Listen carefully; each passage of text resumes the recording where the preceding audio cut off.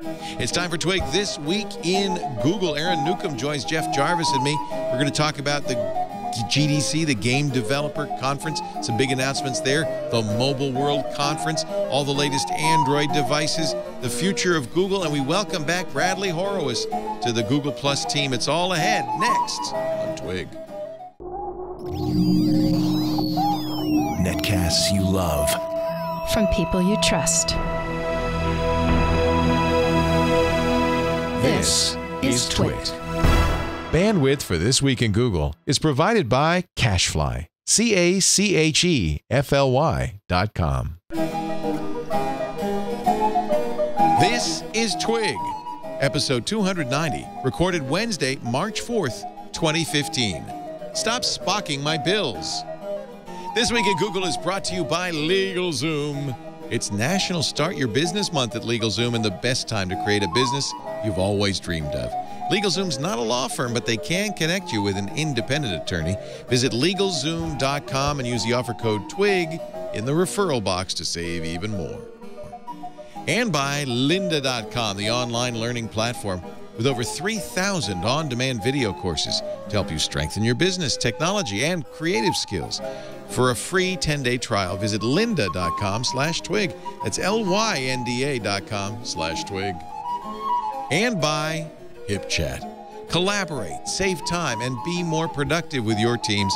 HipChat is IM, video chat, plus file, code, and screen sharing all in one place. Invite your team members and get a free 30-day trial of the full version of HipChat at hipchat.com/twig. Time for Twig This Week in Google, the show where we cover all the googly goodness out there in the universe, the cloud, and we throw in a little Facebook, a little Twitter, a little this, a little that, little geek-sparing news. Speaking of which, Jeff Jarvis is here from... oh, excuse me. I was just reading a little bit Gutenberg. Gutenberg and the impact of printing. That's not your book. That's somebody else's book. Somebody else's? Stefan Füssel. Ah. You have written, of course, a Amazon Kindle single called Gutenberg the Geek, which is quite good. Highly recommended. Thank you. Thank you. It's short. That's the benefit of it. It's short and cheap. Mm-hmm. Yeah. He's also 99 cents. I keep on forgetting. I mean, it's been there so long. I should just make the thing free now.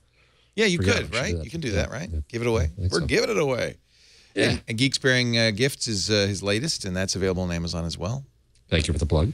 Reinventing journalism. I saw you put on Facebook. You want to. You're starting to talk about what to do to make Facebook a better news outlet. Yeah, I did a post about what Google could do for news and what news could do for Google. And next in this series, now morning, is Facebook. And Facebook's actually already doing interesting things. I talked to them yesterday, and so neat. They're doing neat stuff. Neat. And joining us in-house, Aaron Newcomb is here. Yeah, he's with NetApp, but he's also a regular on many of our shows, like All About Android, Floss Weekly. Looks like you brought a game controller just in case you got bored. Well, I know that this is in the rundown today. I don't know if we're going to talk about it, but there's some gaming news with NVIDIA from new today. Shield. Yeah. I'm excited. So we can talk a little bit about that. Are you a Shield user? Oh yeah, absolutely. This is mine. You have the K1 version. Yeah, the first one. Yep. The Shield tablet. We'll talk about it. Yeah, we'll talk about that in a little bit. In fact, Mobile World Congress going on right now. Mike Elgin is there. Miriam Jouar is there. We've been doing, I hope you've been watching our live coverage, not only on TNT and TN2, our news shows, but we're also streaming live specials each day. Day 2 went up, and day 3 will be going up soon. Mike wanders the show floor in search of cool stuff. And we did cover live. I got up at 9 in the morning Pacific time on Sunday to cover the Samsung event. I didn't get up for the HTC event, which was like even earlier. But HTC announced a new version of the HTC One. That's very much a evolution of the one, the M9. You guys probably talked about it last night on All About Android. Yes, most certainly. Love the M9. I've been a big fan, but there's nothing to knock me out there. You know, they replaced that silly ultra pixel, what was it, 4-megapixel camera on the back with a 20-megapixel real camera. But they put the ultra pixel on the front. Everybody's doing better selfie cams. Mm-hmm. You know where I'm a little disappointed? I really thought that we would start to see better audio DACs in phones, high-res DACs, this year. I really expected HTC to do it.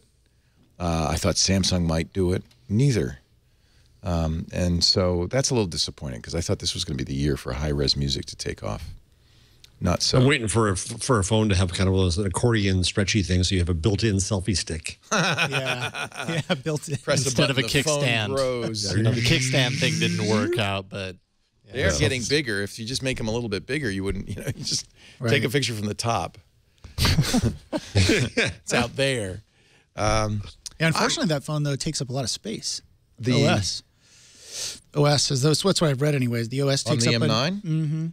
Yeah, like a free lot space of space, storage. right? So I think it takes up the new Sense, even though it 7. has more storage included, it takes up what is it, like 30% of the storage. Your available storage is just taken up from the OS.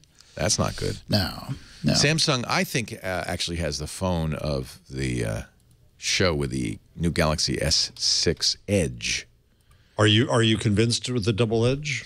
Well, I'll say a couple of things. First, it's disappointing that Samsung, which really that was the last holdout for removable batteries and SD cards. The back would come off. But in order to do that, you have to have a crappy plastic, ugly back. So they've gone to this full aluminum design with a glass back of all things, kind of like the iPhone 4. But supposedly better battery life anyway with a better battery and more juice protection in the Exynos processor. It comes in a 128 gig version as well as a 32 and 64, so I guess that's okay. I guess it's okay. I still like to have the option. I mean, we've seen this before, right? I mean, no one's going to need more. No one's going to need more than 4 meg of memory. Yeah, we've seen this before. For most people, it's fine. I think for power users like me, I always want to have that extra capacity just so that I can switch stuff out, change things around. But at least they're not giving you a device that's 16 gig and no SD card. Right. That's awful. Right. But yeah, they've also TouchWiz as they've continued to step back with TouchWiz. It looks pretty pure lollipop. But it's still the thing I'm still worried about is even the underlying OS in a Samsung phone, the settings and stuff like that. I just find its logic different. It is. Yeah. It is. Here they're comparing their own two phones. I guess that's an S5 with the S6, or is that a Note 4 with? No, it's an S5. Looks like an S5. The new design. I think the thing that really is interesting about the S6 actually is the Edge. This is not the same as the Note 4 Edge, which I did not like. The Note 4 had two screens, a flat one and a curved edge run. That was a completely separate screen and could do a lot more than the Galaxy S6. You could have screensavers on it, and you could really set a lot of different things in there. But it didn't work very well. It was upside down for one thing, which always bugged me. I could never get it to work the way it was supposed to work. This is not. This is one screen that just curves. They're melting the screen and curving it around, and so it doesn't actually add a lot of functionality. I guess you can't have, because it's a Super AMOLED screen, you can't have the fact that you can have these 5 friends who are constantly on the edge, but I don't use my phone for connecting with people. I mean, I use it more for connecting with information than people. Well, but this is, I think the Edge, that's just using the extra screen real estate for something else. The Edge really is, I think, about beauty, about design. Yes, it is. It is. In this case. And I think it's very pretty. And, of course, everybody's worried about the fact that this phone is almost entirely glass back, and a curved edge screen, which will make it very vulnerable, although it is Gorilla Glass 4. I think that's actually quite lovely. Yeah. But we'll see. How did Mike and Drawer Company say it felt? Miriam liked it a lot. Miriam was raving about it. I don't know what Mike said. I don't know if Mike liked it or not. I didn't hear him talking about it. But the pricing, no confirmation on the really ridiculous pricing we've heard about. Unknown. April 10th. But, Apple sells a phone, the iPhone 6 Plus, that is $1,000 if you load it up.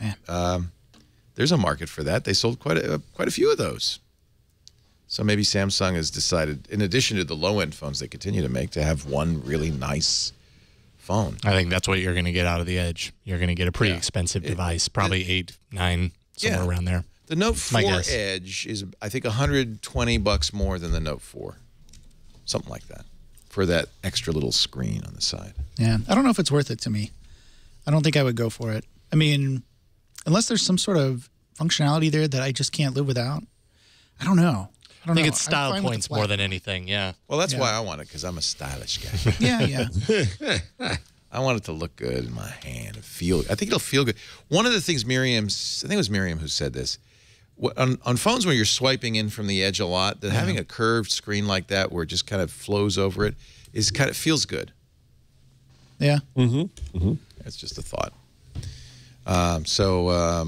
Camera on the new S6 is the same number of megapixels, 16, but they have OIS in it, which the Note 4 has, but not the S5.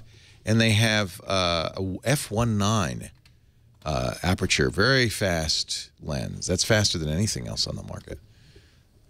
So we'll see. I mean, it looked pretty good. They showed low light performance head-to-head against an iPhone that was really remarkable, both in stills and video. But that's Samsung's demo. Here's the big news. The demo was normal. There was no Broadway number. Yes, which was great. It was about the product. It was. So and much two of the better. three presenters were professional women. Yes. So the kind of the subliminal sexism of previous Samsung events is gone. They obviously were sensitized a little bit. They're finally listening. Yeah. Yeah. I remember the Broadway one. I think you and I did that. And Horrible. It was really bad. I think Ron was here. Yeah. Oh, I mean, we was didn't know what there to in make person. of it at the time. So I'm glad they're coming around. I mean, you need to do that. I think, and there was no fashion show with weirdly dressed models prancing around. It was just No really ridiculous skits. No. Hey, let's live life on our phone. Yeah. I mean, I think companies tend to do that. They try to appeal to a broader audience. And when they start having a product that goes beyond the techie-verse, right? Yeah. And they want to reach that consumer audience, they start to say, well, we need to do these things without knowing what those things are, right? We need to have Broadway shows that'll appeal to people. And so it's nice to see that they're finally coming around. What typically happens is that people go too far with that stuff without realizing it. And it's nice that they're pulling it back in and hopefully connecting better with their core audience. They even said the words, we're listening. Now, they were doing it in reference to the phone, but I think they're also listening to what we're saying about their press events. Yeah. This is a kind of a chase in Samsung. The S5 was such a flop that they realized, Well, I think that's part of it too. I think they've got they've maybe learned that understatement is better than overstatement. And even if you consider that, Apple invented understatement in its own weird way. It became a new form of overstatement. Now, I talked about this last week because I had received it, but Wednesday morning, in advance of the Mobile World Congress, Motorola sent us this E. Now, this is the other side of the spectrum. Here's a phone that's $150 out the door, the Motorola second generation E, but is a great phone. You make some sacrifices. Its screen isn't as high res. It's not as big a phone. But I thought I think to me, more people will be interested in this. And what that's going to do is, and I think Samsung realizes is, if you're going to make a phone that is more than $150, it better be premium. Yeah. It better not compromise in any way. And I think the HTC M9 is that. I think the Samsung S6 is that. The OnePlus One. The OnePlus One is starting to look a little utilitarian. It is. But I think it was interesting that it pushed the market. It did. When they said no compromises, I mean, they meant it. I think the Nexus 6 is a better phone. Yeah. But it was a heck of a phone for the price and to show you what you could do. And tried to put in the best of everything they could that was available to them. 3 gigs of RAM in the S6, that's not an improvement, especially since they have a 64-bit processor, and they could go quite a bit more. They're putting their 8-way new Exynos in there, although it may be in the United States they use the Snapdragon. That's what they've done in the past. Yeah. That has to do with the system on a chip more than the processor. It has to do with the radios and all that. Right. I think they're sticking with Exynos. Are they going to do Exynos? I'm pretty sure they're sticking with Exynos here in the U.S. That's what the rumor was. Is that confirmed? Actually, that's a good question. I don't know if it's confirmed. Samsung would say, of course, but from what I've read, the Qualcomm chips at all. So right. Also, let's see what else. I'm trying to remember any other features we're missing. I wish the battery removable, but I think if they have better battery life, maybe it'll be okay. They have fast charging. Yeah, fast charging. And they're using no water resistance. They're using DDR4 RAM. No water resistance, which just shows that maybe that wasn't a selling point anybody cared about. Some did, but no DDR RAM4, which is faster, and eMMC storage, which is faster. Yep. So we'll have to wait and see. But everybody who's played with the phone in Barcelona says it's really snappy with that fast processor, fast memory, and so forth. Yep. So we'll see. We shall see. It is interesting, though. Like, we're talking about Samsung, making changes and listening. On one hand, they did, right? For such a long time, people have been complaining, myself included, about kind of the design aspect of Samsung devices and how, I'm just not a huge fan of plastic and it feels cheap. And so they've gone this other direction, and they're putting a lot of focus on design and peeling back TouchWiz and everything. On the other hand, a lot of their success was built on what they were doing, aside from this year, which wasn't so successful. And what they were doing included removable battery, included external storage, included water resistance. So they're really kind of betting on the fact that these changes are going to get them back to where they were after such a difficult year. Or Jason, for the do you think they could be in a way too timid? Okay, we'll be like everybody else, and we'll just do it more expensively. Yeah, that could be it too. I don't know. I'm very curious to see if this works for them, because they're really changing a lot after having so many years of doing, of kind of following a very particular path. Yeah, they're straying off that path now, big time. It's a big bet. I wonder if it's just about a flop of the S5. I mean, I wonder if that kind of taught them a lesson, or they're trying to, come back from that, because I think that if the S6 is not as popular, then they're in big trouble, right? Yeah, 2 in a row would be bad. Yeah. The Note still sells very well, though, which is interesting. The Note 4 was a success. Correct me if I'm wrong, but they invented the phablet. Oh, yeah. I think they were the first. They pushed the whole market to the giant phone and then didn't know what to do. But it wasn't until Apple did it that it was okay. Yeah. BlackBerry announced an interesting phone, a 5-inch touchscreen for only $279. That's the leap. BlackBerry does need to do something to leap back into the market. The last BlackBerry all-touch screen I had, the Storm, was so god-awful. I'd have to really think twice about this. It will run BlackBerry 10, 5-inch HD display. HD, though, is 720p, not 1080p. So only 293. Only 293 pixels per inch. Only. But I have to say, that's plenty, obviously. On a 5-inch device, yeah. Yeah, that's plenty. But when you look at the 5.1-inch S6, which has 577 pixels per inch. That's crazy. Numbers-wise, it doesn't look as good. I don't know if that matters at all. Every time I see somebody with a BlackBerry now, I have to admit that I giggle. Yeah. 8-megapixel camera, 1080p HD. They're just a little behind. 1.5 gigahertz Qualcomm, 2 gigs of RAM, 16 gigs of storage for firmware. Does have a micro SD card slot. 25 hours, they're claiming, of battery life. So, I don't want to leave BlackBerry out. Yeah. You know what I say? Bring back the Trio. I don't know why you say that, but I'm glad you say it. I don't. If I'm going to be nostalgic for some old brand, it's the Trio. I loved my Trio. Yeah, I adored my Trio. Yeah, I was people did love fanatical. those. You know what I love? My Scion 3A. Now that was it. Of course, it wasn't a phone, but you could put a phone in it. Nowadays, it'd be a phone. I loved my TRS-80 at the time. Yeah. You know what I love? My Atari 400. That's you know what I love? We could go on and on. Sundar Pichai spoke at Mobile World Congress. Google is going to give details of its U.S. mobile network in the coming months. Yes, Google is going to do a U.S. mobile network.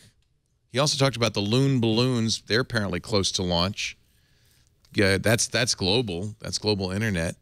An experimental mobile network in the United States. They want to do an MVNO that is sitting on top of, we've mentioned this before, the other carriers. In fact, apparently what they're planning to do, although Pichai did not confirm it, he said it will merge cell and Wi-Fi networks in a seamless way. But apparently what they want to do is just pick whatever network works the best right now and use that. Right. Which would be awesome. My guess is, it's great. My guess is this is aimed primarily at Kansas City and Austin and such. Because they keep on saying it's small, it's small, it's small. If they have ubiquitous Wi-Fi around the markets like that, and you can do 95% of the time you're on Wi-Fi, and only when it fails or you're out of town is it on. Well, Republic cell. Wireless does that. That's how Republic Wireless works. They prefer Wi-Fi, and since there's so much open Wi-Fi around now, but but it's not really open. That's the problem. The fact that I have to go I used to have an app that would sign me into Starbucks Wi-Fi, and it just doesn't work anymore. Yeah. And the fact that I have to go through the stupid page, I've said this on the show before, I'll say it again. Folks, I want a universal statement of giving up my rights in my firstborn. And I'll sign it once. And then and I want everything. Whenever it hits a Wi-Fi, say he's already signed it, he's already agreed to do everything. That does work, not that this is a great selling point, with Comcast's Xfinity service. So you remember it was a little controversial if you're a Comcast Wi-Fi customer that your Wi-Fi router also has this public network aspect. And here in Petaluma, it's a Comcast town. I can get Wi-Fi almost anywhere. And once you sign in with Xfinity Wi-Fi once, that's now a registered Wi-Fi network. So I don't have to sign in ever again. And I often find I'm on Wi-Fi, mostly because it's not working. And I have to, oh gosh, just sign into Xfinity Wi-Fi again. Right. I hate that. I had Which is to turn it off. annoying. So sometimes you might want to forget it.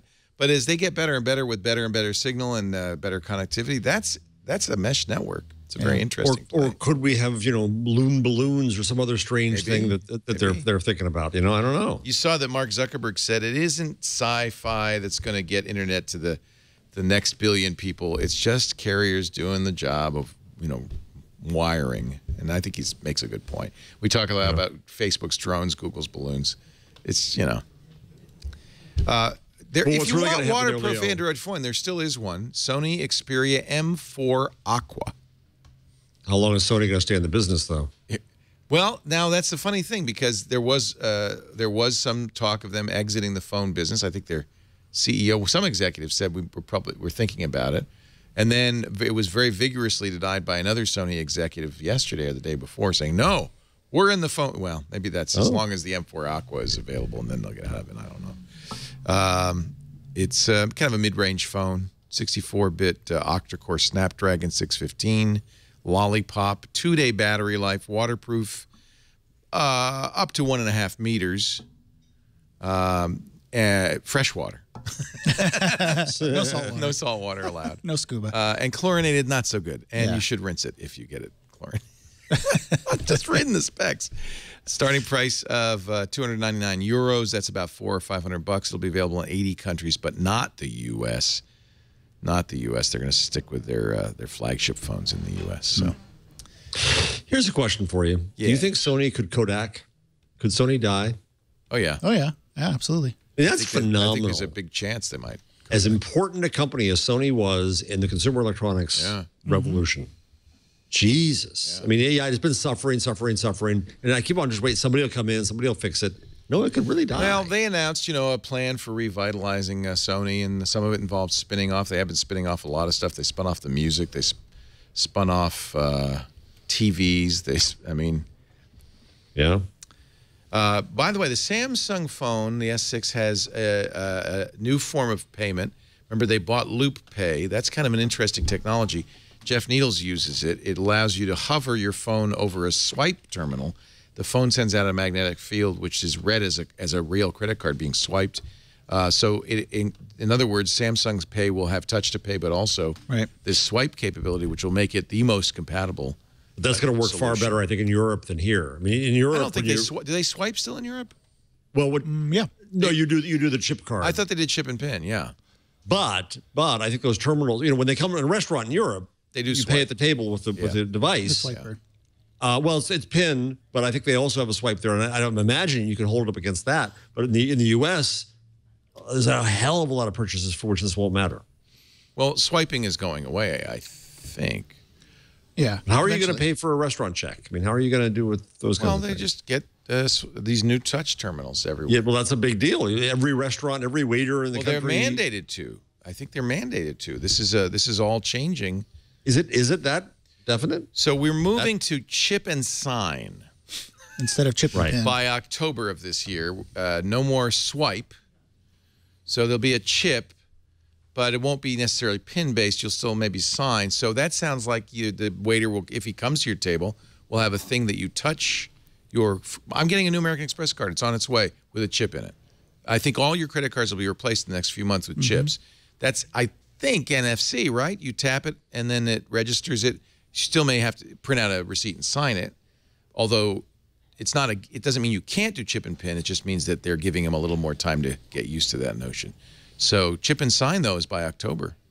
And it may be chip and pin in many of the places you go. Well, so that's to fight fraud, although we'll see how well that fights fraud. Yeah. But that's why everybody and their brother is announcing these new payment systems, Samsung and Apple and everybody else, because Walmart, because they realize that all of the terminals are going to be refreshed in the next 6 months. Right. This is a huge opportunity. Real opportunity. Everyone's trying to take advantage of it.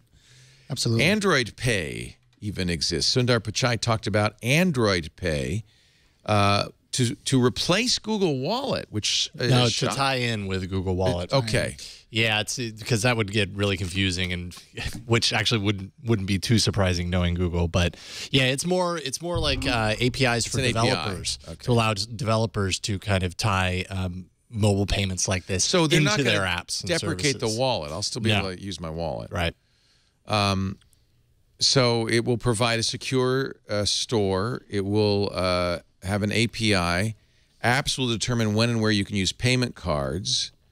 The Google system will tokenize card numbers, much like Apple and Samsung Pay do. That's one of the real advantages of these payment systems from the privacy point of view and a security point of view. You're not giving the merchant your credit card or any personal information, merely a one-time token, which they can use to verify that you are paying this amount. Google's Android Pay will use NFC for transmission, will support biometric authentication via hardware. Oh, that's another thing on the S6. They've figured out a way to do touch without swiping, Touch ID, fingerprint. Right now, although I have to say, I've gotten used to the Note 4, and I'm pretty consistent on it. But see, I just did it, and it said, no, you didn't. You did it a little sideways. You have to do it just right. I do like this, and it does unlock Google Wallet. It unlocks LastPass. So there already is a standard kind of API for the Samsung fingerprint reader, but one that works like Apple's, where you just put your finger on it and it reads it and you're done. Apple's works so well. Yep. But you know what, Leo? You know what I don't want on my Nexus 6? A button. Right. Well, as a result, you have a physical button, and this is why the Apple iPhone is a physical button, and it's why Samsung. It justifies Samsung's continued devotion to the home button. Right. Maybe they knew. So Pichai said that they're not trying to compete with Samsung's offering. It's just to give them another choice. And I guess it will work with the Samsung fingerprint reader, which is cool. No timeline. I guess we'll find out more at Google I/O in May. I am glad that they're stepping this up a little bit. I mean, for a while it was unsure. I was unsure, certainly. I think a lot of people were, what was going to happen with Google Wallet? You know, was it just going to go away? I mean, I was really starting to wonder because I use Google Wallet whenever I can because it's more secure. People ask me, why do you do that thing with your phone? Why don't you pay by credit card? And I tell them, there's a PIN. You know, I can revoke things very easily if someone gets my phone or something. But I've been going to stores and it hasn't been working because stores are I guess, not subscribing to the service anymore or whatever. So I was getting really worried, but I'm really glad that they're stepping this up. I'm glad that they bought ISIS, or whatever it's called now. Soft card, thank you. Because I think that, I think the reason they did it was just because they got so worried with Apple Pay. I think that kind of forced Google worried, or they saw an opportunity. I mean, I think that just as we said, this is the time. If you're going to put your flag in the sand, this is the time to plant it. Yep. Wallet was hurt because the carriers, chiefly Verizon, wanted to use soft card, and said, well, we're not going to let you use Apple. I mean, how many times have I installed Google Wallet or tried to on an Android device and it says your carrier does not support it? Yeah. But that changed at some point. Now everybody does, right? Have you had problems on Verizon with your Well, I have not had Wallet? problems, but I run a custom ROM, so you wouldn't even know. I wouldn't know. Yeah. Google actually specifically took it into their own hands and changed the way Wallet authenticated. They fixed it. The secure element, something along those lines. The details are a little shady, but they basically went around the carriers and said, okay, well, if you're going to block it there, then we're going to do it this way. Well, now, whatever happened, I was real thrilled because suddenly my wallet was working and I put all my credit cards in there. Right. As far as I can tell, it's functionally identical to Apple Pay. The only difference is the fingerprint reader. I think it's great. Use a PIN instead of a fingerprint reader. And now that's coming. And everywhere that uses Apple Pay, it works. Because Touch ID is Touch ID, you know, or whatever it is. Yep. Touch to Pay is Touch to Pay. So I'm not sure what's going on. And this is not good because consumers need to know with some reliability what's going on. Maybe that's why it almost feels like they've rebranded Google Wallet Android Pay. In the same way they rebranded Google TV Android TV. Maybe Google likes to rebrand its things. Well, it's all Android, right? Yeah. I think that's the more consumer-friendly brand. Yeah. Right? They know Android. Yeah. People know Android. Yeah. Google Wallet? That sounds scary. I don't know. Don't people trust Google?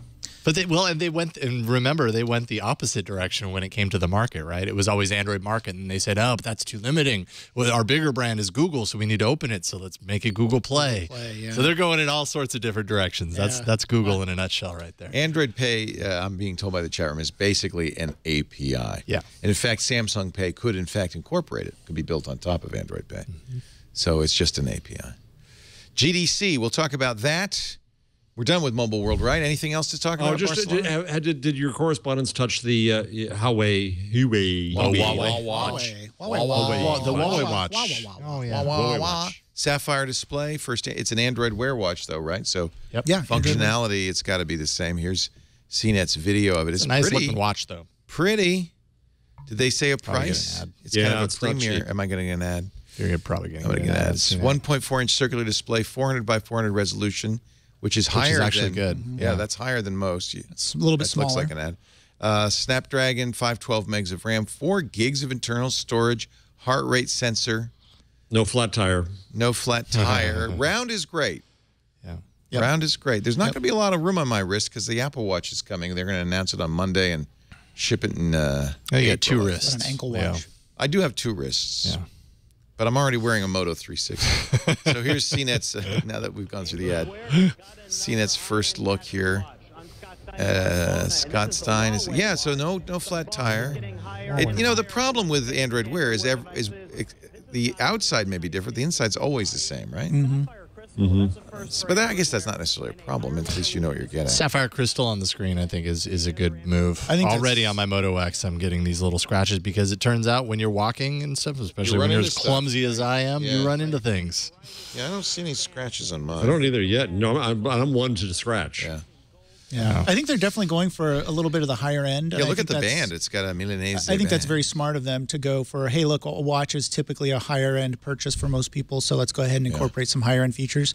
A little bit smaller, so it's still really thick, but a little bit smaller, so it may appeal to women more than the huge Moto Right.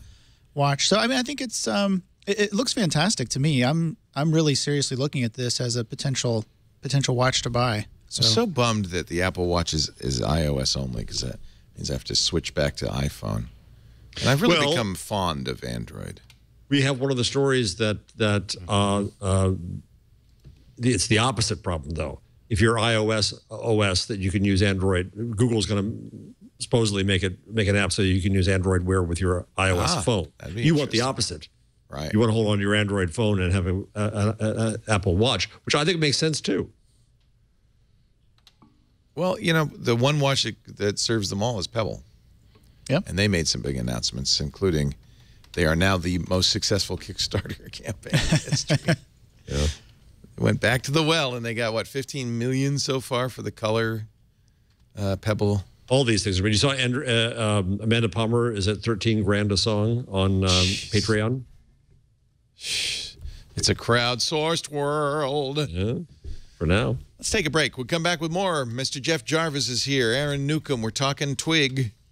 We're done with the Mobile World Congress, but GDC is very exciting. We'll talk about that and I think a little show and tell with Mr. Newcomb. That's going to be fun. Our show today brought to you by LegalZoom.com. Not a law firm. We hasten to add. Better than a law firm. They can connect you with an independent attorney if you want, but most of what you can do yourself at LegalZoom.com.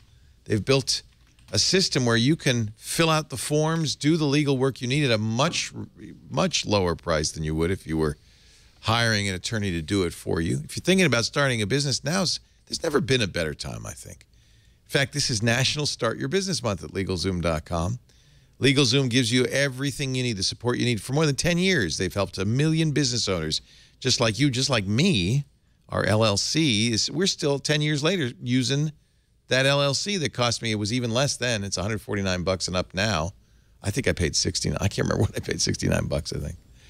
If you need advice for your business, no problem. LegalZoom isn't a law firm, but they've built a network of trusted attorneys that can give you the guidance you need for your specific situation at a low fixed rate.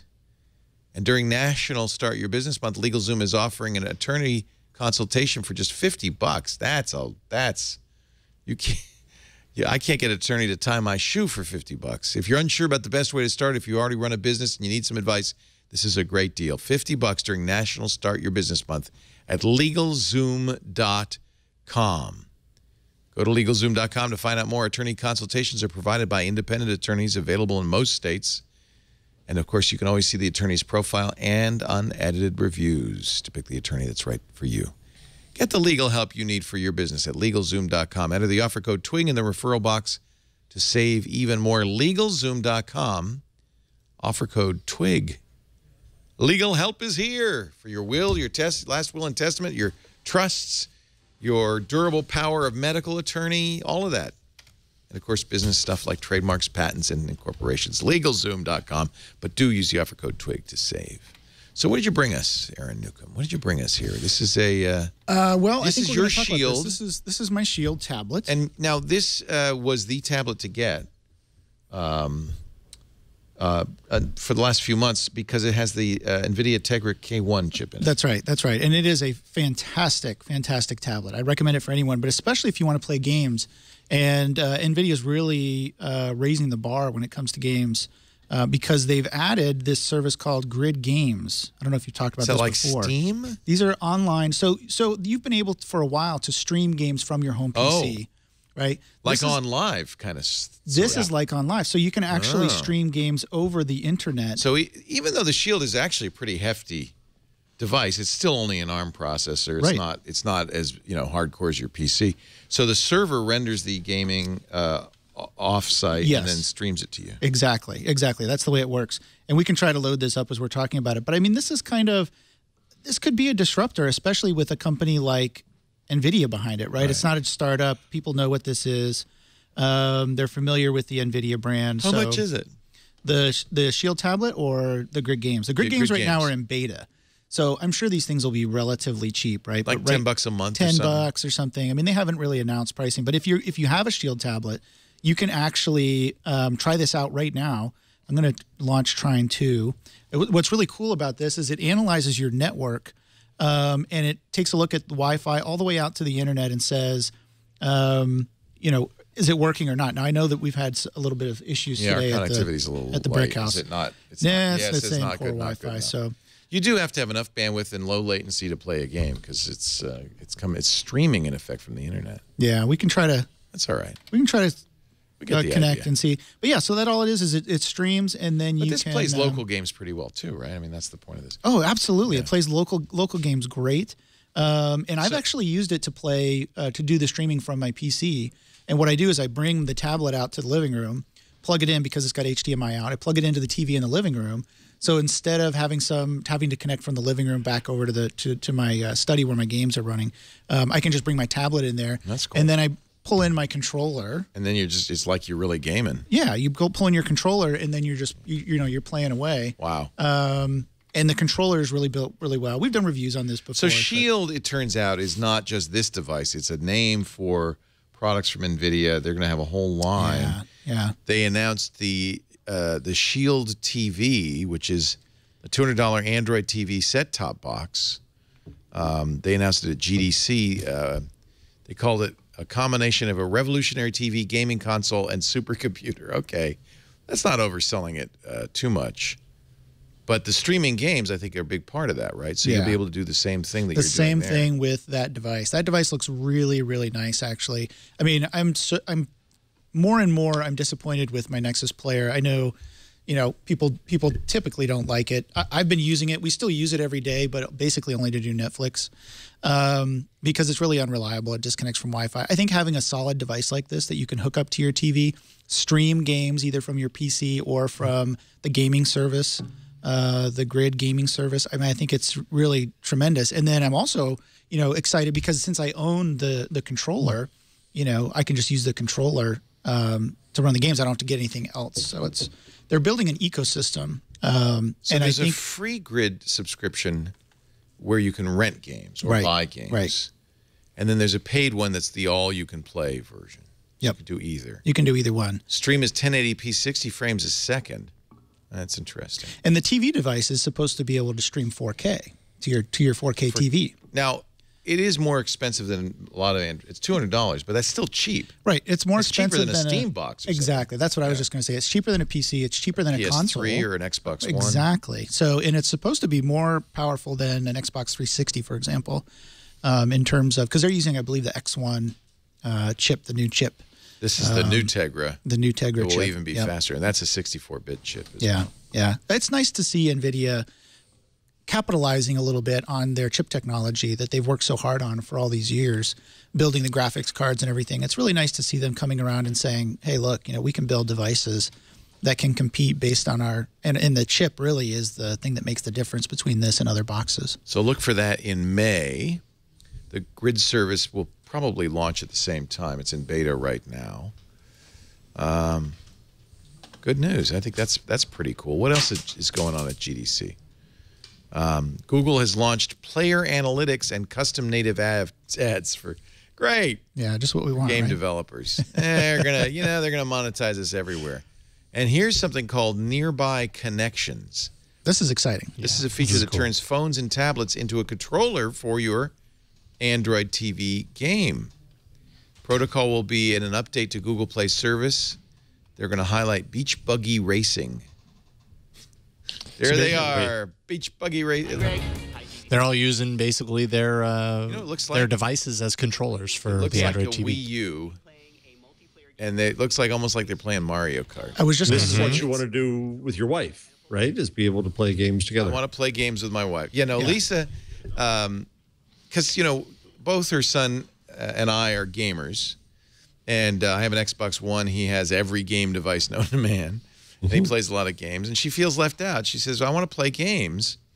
And I was mentioning this on Windows Weekly. I couldn't find any really good cooperative games, Call of Duty style games for the Xbox One.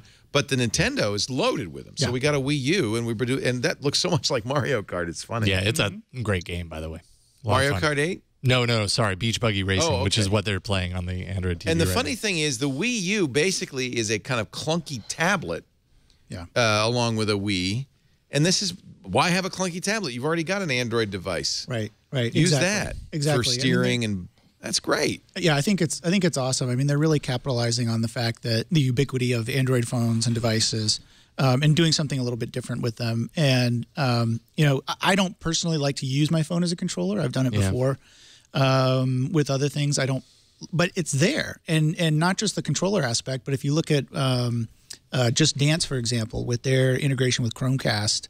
Everyone can if they've got an Android phone, they can pull it out, load up the app, and they can all participate on the Chromecast connected to your TV. And I see this taking this just a step further, and I think it's great. It's bringing a Wii-like experience into the living room without having to buy the console and get sucked in, so to speak, into the Nintendo verse or the Microsoft verse or the Sony verse, depending on what console you choose. So now I want to know where I can get an Android TV. Is it in the TV sets? Are people putting in their TV sets? No, I mean, you could get a Nexus player that has it. Nexus is Android TV. Nexus player is Android TV. And Sony. The NVIDIA device that we just talked about. Sharp. Others are making those. Man, that was another Asus, one. Here's the Nexus. So maybe I should get this. That's an Android TV device that will. When does this come? That I can play games and do all of that stuff. The update that they're talking about. Yeah. Oh. Google. No, you can get the Nexus player. You can get the Nexus player. Yeah, you can get the Nexus player. player. When am I going to be able to do all this gaming stuff? I want to play available in an upcoming update to Google Play services. We don't know. Yeah, it says it's available in limited beta. Huh. But allows select partners like Atari to display ad. Oh, that's the ad thing. So soon, but Leo, especially because what you're talking about is doing gaming, I probably wouldn't recommend you get the Nexus player. Because it's not enough juice.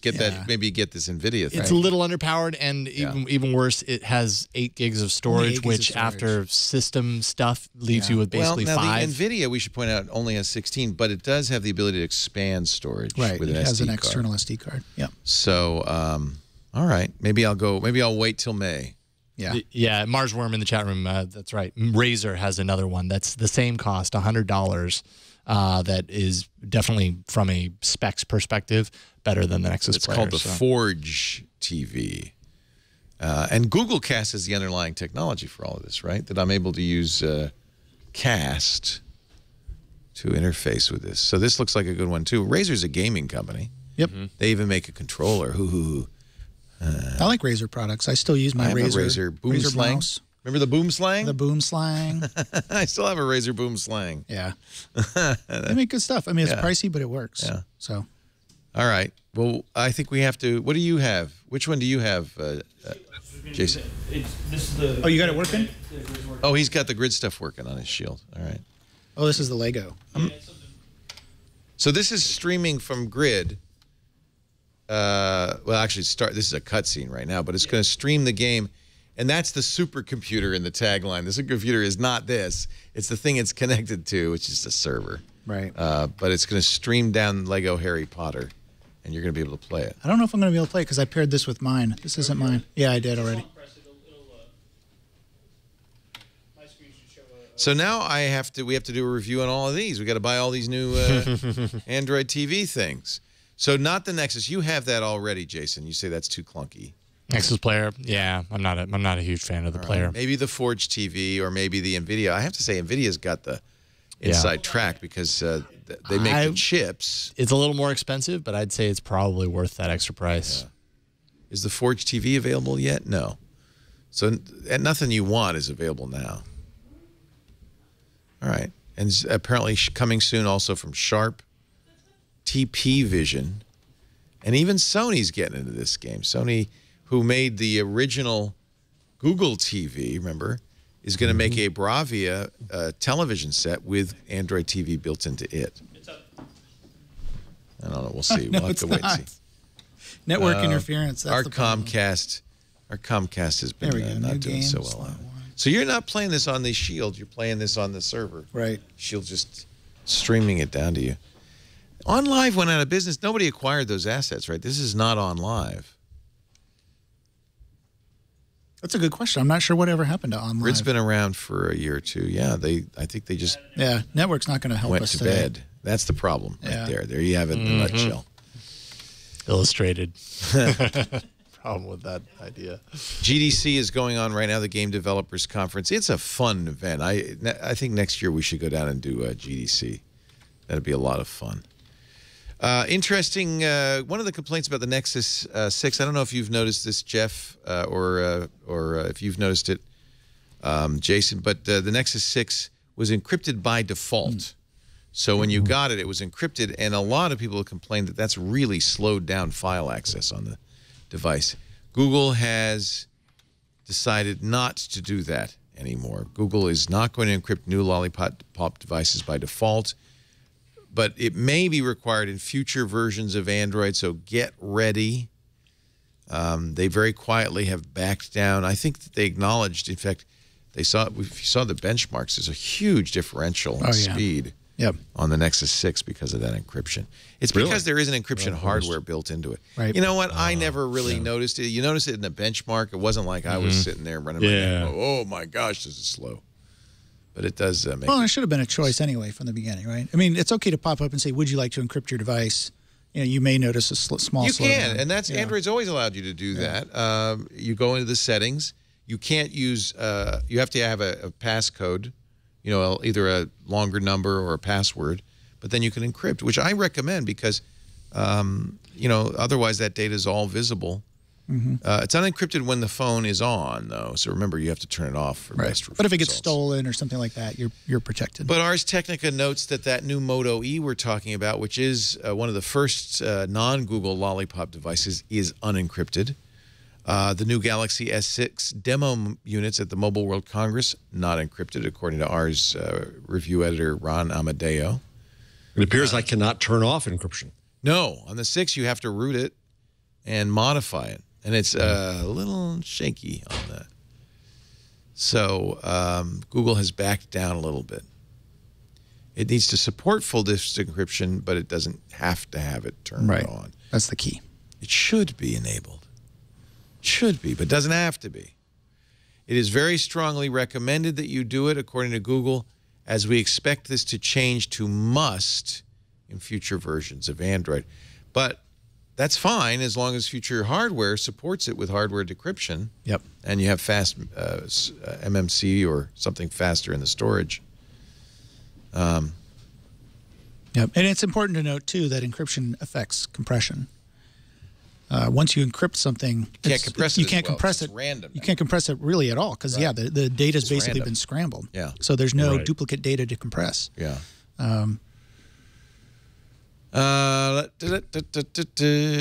Okay, we're going to take a break, and then it'll be changelog time. Yes, we're bringing back the changelog. In just a moment. Actually, there's a couple more things from GDC we'll talk about, too. Just looking down the rundown. John Carmack says Samsung is going to put all of its might behind the Gear VR. All of its might? All of its might. I don't know if I'd recommend that. Didn't Carmack go to work? Oh, yeah, he's working for Oculus Rift, and Oculus Rift powers Gear VR, so that's why he's talking about this. Our show today brought to you by lynda.com. We love lynda.com, a great place to learn. Lynda.com is for problem solvers, for the curious, for people who want to make things happen. It's for you. Maybe you want to master Excel or learn negotiation tactics, build a better resume, build a better website, boost your Photoshop skills, boost your photography skills. Lynda has something for you. Everything you need to feed your curious mind. How about Google Tag Manager Essential Training? I don't even know what that is. Maybe you use that at work. You need it. Google Analytics Essential Training. That I know and would be really great to learn about how to use analytics better. Localization for developers. Growth hacking fundamentals. You hear people talking about growth hacking all the time. What is it? Find out. It'll teach you how to quickly expand your customer base with low-cost, innovative marketing techniques. Ryan Hoover was here talking about that. Growth hacking. And I think we've got the king of growth hacking coming up on a triangulation. Near IAL. Lynda, Lynda.com. Learn from top experts who are passionate about teaching. Stream thousands of video courses on demand. Learn on your own schedule at your own pace. In fact, I love the transcriptions, beautifully written transcriptions of every course that you can search, find what you want, jump right to the answer you need, because each course is kind of chunked up in a way that makes it very easy to just watch a little bit at a time, but you'll be amazed how quickly you'll learn. It's fantastic. You can even download tutorials and watch them on the go with iOS or Android. Create and save playlists of courses you want to watch. Customize your learning path. Share your path with friends, colleagues, and team members. And, of course, lynda.com keep you up to date because they work with software companies ahead of time. So they've got classes. The minute the new Logic Pro 10 came out, classes available. Same thing with the new Final Cut, classes immediately. Get up and running on these new courses and these new versions immediately. Lynda, Lynda.com. I got a membership for you right now you're going to love. A free 10-day trial when you go to lynda.com/twig. 10 days, the run of the place. Every single course available to you. Whether you're looking to become an expert, you just passionately care about a hobby, or you want to learn something new, it's great. Keeps your brain expanding. Lynda is a great place to go. A great subscription to have. Lynda.com/twig. Lynda.com/twig. We love them. We even have, and a lot of businesses do this, subscriptions for employees. It's a good way to get them up to speed. Absolutely. Time for the Google changelog. I was shocked when I went to contacts.google.com, and I said, "What is this?" I don't know. Don't show this. Yeah, I won't show it. It's going to show all my phone numbers and everything. But if you are a Google Contacts user, you might want to go there and take a look at it. It's pretty sweet. What do you guys think? Yeah, I just brought it up today. It does look pretty nice. It's a lot nicer than the old one. Right away, you notice that they've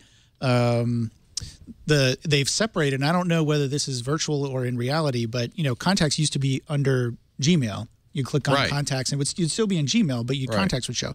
Well, it looks like they're perhaps separating contacts out a little bit as a separate app because now it's under contacts.google.com. Well, it's always been there, but it so I know that's but it always not goes new. back to Gmail though, right? Yeah, well, it's the same one as in Gmail. Yeah. What I like about this, they've separated into starred and frequently contacted, which is nice. I think that some of the phones did that. And the first thing I see, you have 86 duplicate contacts. Yeah, right. Would you like to merge them? That's new. Yep. Yep. So and it pops right up, which is great. Yeah. And this has been a problem people have complained about for a long time. The fact that, your contacts come from all these different sources and you end up with 5 versions of your contacts. Oh, it did such a nice job. Yeah, it really does it very nicely. And it did it instantly. Oh my God, I've been waiting for this. So again, this is something some phone operating systems offered you. I think Samsung might have. But boy, it did that. It did that nicely. It did it beautifully. Mm-hmm. So I don't know. God, it's been how long since they've updated contacts? I use it like crazy, so highly recommended.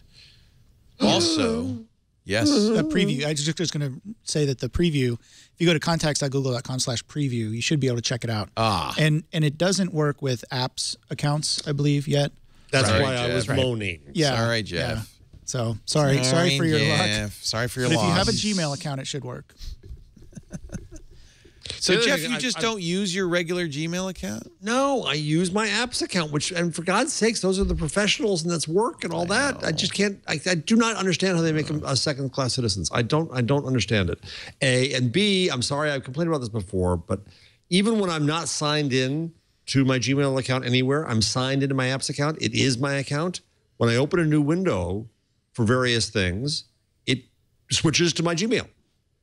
Yeah. I'm not signed in at all. It switches to my Gmail. So sometimes when I try to open a document, somebody sent me a document, I can't open it because it keeps on insisting, no, Jarvis, you're going to open this in the account where you can't open it. You're going to open it in Gmail.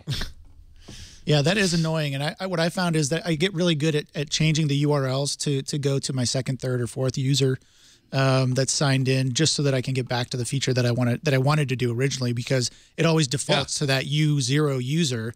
And so, yeah, I find myself getting really good at hacking the URLs just to get to the right. Would you do account. it, Aaron? Seriously, would you do a little tutorial on that, a little Google Plus thing? And I'd kill to have that. Yeah, absolutely. I can absolutely do it. And the thing about this is that's on and Sundar's in charge of both.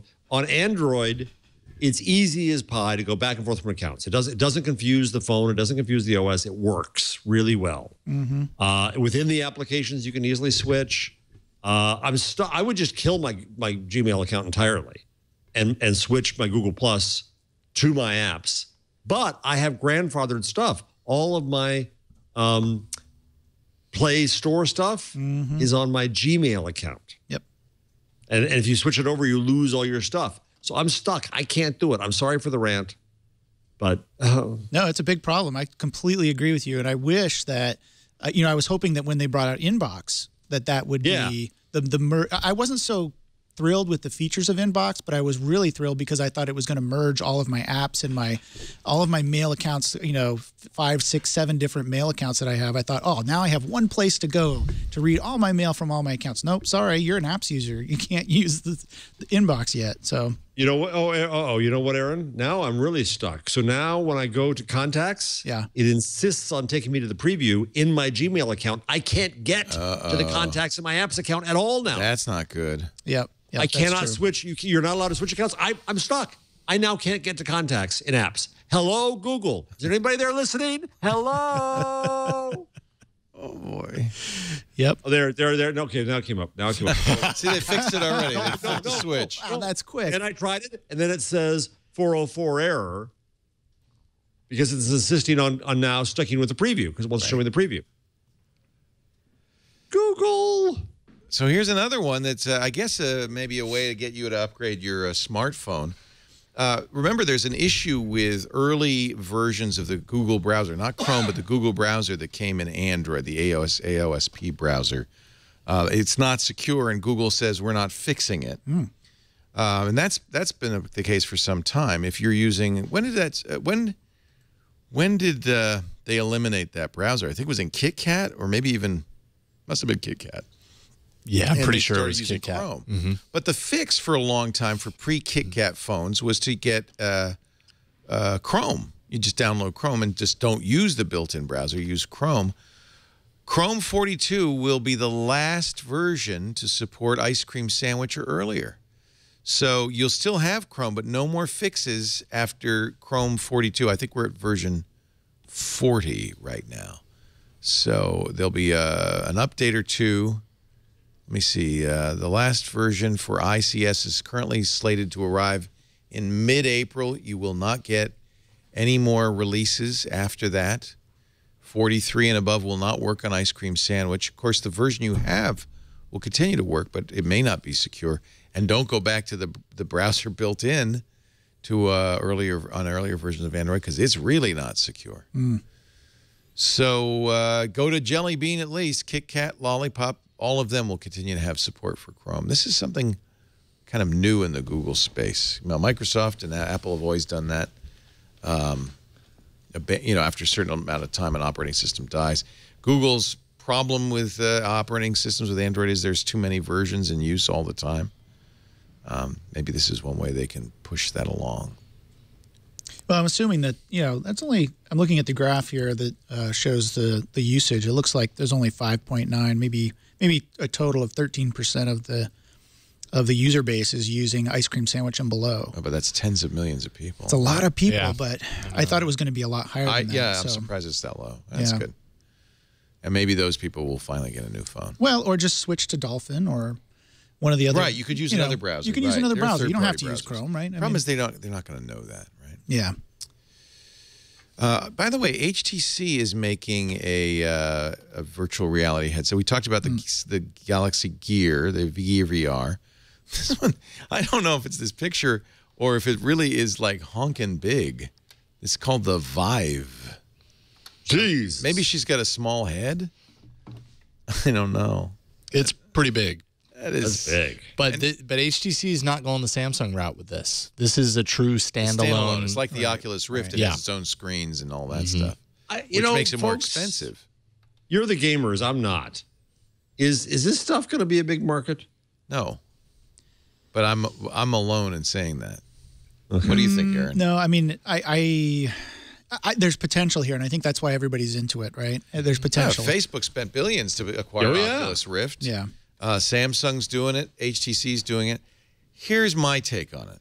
It is for gaming, I guess, because it's immersive. And in games, you do want to when you're playing Call of Duty, you want to be on the battlefield.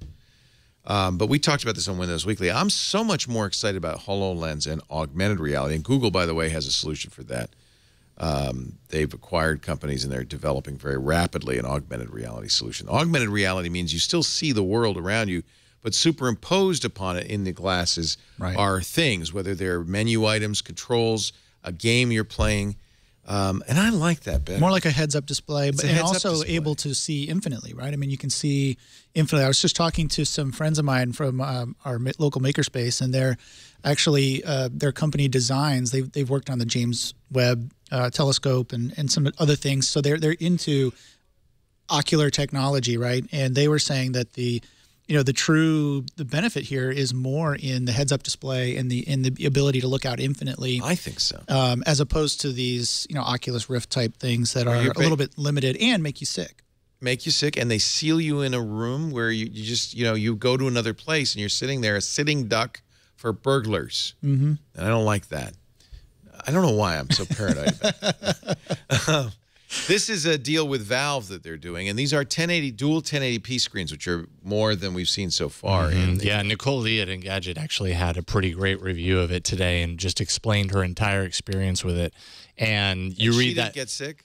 No, she didn't get sick. In fact, she walked away from it and basically said, this device has convinced me on VR. I was very skeptical going in, and this particular experience is VR done right. That's funny, because so many people said that when they saw the Oculus Rift, right? Yeah. But the Oculus Rift also, I mean, from what I understand, kind of a lower res display. And I think as far as VR is concerned, it's all about immersion and being able to escape your reality and enter something else.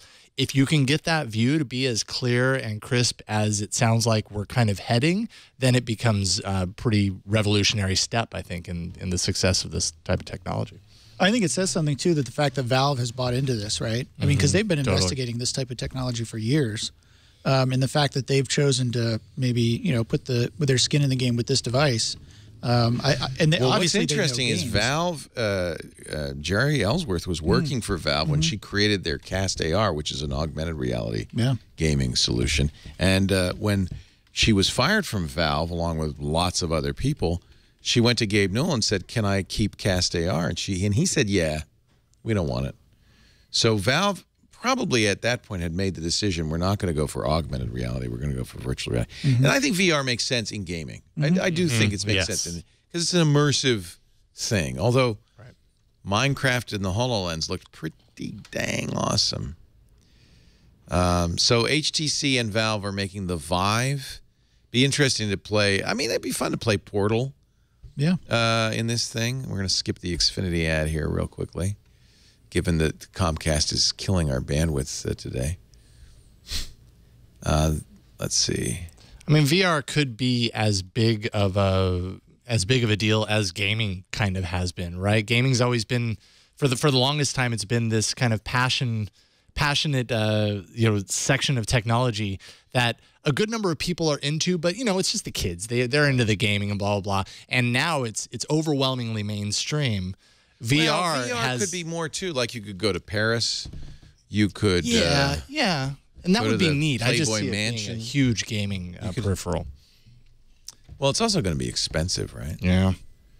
I've broken the stream. I was going to somehow broke. I mean, ultimately, we all want the holodeck, right? I mean, that's the holodeck would be VR. Yeah. Except, wait a minute. Well, no, it could be AR. Oh. Well, would it? Because the holodeck, you're in it. You're in it. And you're moving around in it, and it was a room, right? It wasn't you weren't lying in a chair with a helmet on. Right. You were physically moving through space. Right. So it's a technology that doesn't exist, is what it is. Just doesn't exist yet. But I think AR is closer, though, right? Because AR can take those lines on the wall and then paint over those with something different, right? I think that really, ultimately, VR isn't going to work until you jack in. Yeah. If I can jack into the metaverse, then maybe I'll play your silly little game. It was pretty interesting, though, also to see HTC kind of spreading its wings a little bit. Right. Being like, we've kind of struggled. We've made great hardware. People love us for our hardware, but we've still ended up struggling in the smartphone, tablet space. Let's try this new kind of emerging trend right now and just make it spectacular. Partner with Valve, which they've done. Interesting stuff. What do you guys think of the new Google campus? Are we excited about it? Or I want to go there when it exists. Are you kidding me? I want to live there. This is hubris. Isn't there kind of an axiom in business that when you start building the massive corporate headquarters, that's the sign that it's the beginning of the end? Well, Apple too. You know what kind of bothered me though, Leo? What? Is that I've been in the buildings. They're absolutely fine buildings. Those buildings can last for many, many years. The waste of creating, landfill out of tearing down those buildings just bothered me. It's a restored natural habitat around Permanente Creek near the proposed landing project. And here's the other thing that occurred to me. So what they're basically doing is putting a dome around the campus so you can't wander around Google anymore. Is what I thought. It will be, you can bicycle inside it. Right, and there'll be You'll never leave it. levels and all that. It's the biodome. It's biodome. Mm-hmm. Remember that? Yeah, yeah. In Arizona. When I drove by, drive by Facebook and it's boring as hell outside. Inside it's Disneyland. Right. Now this is the existing Google campus, right? This is, which as you say, works fine. It's a building. It's a building with cubies, cubbies. They're going to Huli it. That's what they're going to do. Yep. They're going to turn it into Huli. From what they're describing, they're creating modules, like building modules that can move. So you're working with a team and you want to coordinate with another team. Your module actually moves to another module, to another section of the building. It's like a hamster habitat. Why? It's a hamster habitat. Yeah, or when you're working on the wave team and it disappears, you suddenly get ejected. Yeah. The helicopter comes down, picks up your module and everybody in it and takes you somewhere else. Goodbye. The other thing about it is that I've been to, now I've gone to enough Google stuff out there where you end up across 101. Yeah. And there's a real isolation then. You really feel like you're in the kiddie table. Yep. Yeah. Yep. All right. The other thing is I think this also included an agreement to build housing. And, I think that's how you get these deals done. Yeah, for the town of Mountain View, you mean? Yeah. Yeah. That's critical. Yep. And they mentioned that the canopies will also block pollution. Maybe they're planning for, global warming and the end of the Earth as we know it. Yeah. Let me in. I mean, it's like the TV show The Dome. Look at this. Yeah. I'll bet somewhere in some report there, there's the zombie scenario, how it'll keep zombies out. Knowing the geeks. If you can retrofit these buildings and make them more environmentally friendly and save, power. But are these the lighting existing costs buildings under this dome? No, they're tearing them down. It's all brand new. Down. Brand new. Tearing them down. Biosphere 3, I'm telling you. Look at that. They have a giant faucet. No, this could just as easily be sculpture. Look at the water they're wasting. Net zero parking. They want a net consolidated parking below the building. So once you get there, they take your car, they crush it, and you have to stay. Your car will never be seen again. It does look beautiful. But I'm just saying, when companies get this big and this grandiose and they spend this much money like Apple, that is often the beginning of the end. That's often the peak moment, said the guy who built the $1 million studio in downtown. How long does it take to build something like this? Like, are we talking 5 years, 10 years? Decades, yeah. Not decades. Oh, It's not like Sagrada Familia. It's, I mean, this is, first they got to get approval. That's what this process is getting Mountain View to go along with it. Apple's campus I think was a 5-year build. This can't be that much more complicated. I bet it is. I mean, only because it's so much bigger. If you go for the full view, and the full view, the full enchilada, that never happens anyway, right? I mean, this is a rendering. This is something that someone came up with and said, here's what it could look like. It's like possibly. a concept car. It's only a concept. Yeah, it's never going to be like this. If they went for the full enchilada, I think it would be more than 10 years to get everything done. Yeah. But you're right. That's not going to happen. So, we're probably looking at 5 years, 8 years to get the majority of it done if they choose to go this route. I guess they can do it as fast as they want. Just, hire more people. Yeah. Right? They certainly have the money. How much do you want to spend? Some of these, like that image right there, that's why I said it looks like they were repurposing the buildings, right? It looks like they've taken the sides off of the buildings. Right. It doesn't look like they're completely tearing down. I kind of like the notion that these canopies make you that you're outside, but you're also inside. So you don't need walls in the buildings because it never rains. It never, the climate never varies. Right. It is a perfect place to do something like this because it doesn't rain. And remember that much one of the there. goals Google has is to put its campus entirely on solar, be carbon neutral. And this might be a part of that project as well. Oh, yeah, sure. Yeah. But you got to get rid of hobos. Okay? I'm just saying the hobos are going to love this. It's so big. I'm just joking, but it is so big. I don't know how you keep it secure. Looks like you can just, it's not sealed, right? Oh no, I'm sure it is. Is it? You have to go through an airlock? I would imagine that's what It's a vacuum. do. Yeah. So if all of the oxygen boils off the surface of the planet, That's it will right. still be safe. Still be okay. The- Google. Biosphere 3. The front door is actually in New York, but then you transport it.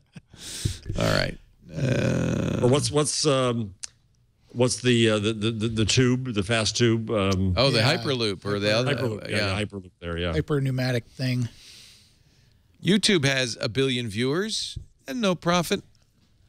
Amazon has gazillion customers and No not profit. much profit. The problem is that in order to do YouTube, you have to spend a lot of money on infrastructure and bandwidth and hardware. And YouTube has revenue, $4 billion in revenue. That's a 1/3 increase over the year before that. And it's 6% of Google's overall sales. But I think we talked about this last week, actually. I don't think Google's worried. No, YouTube is a engine for Google.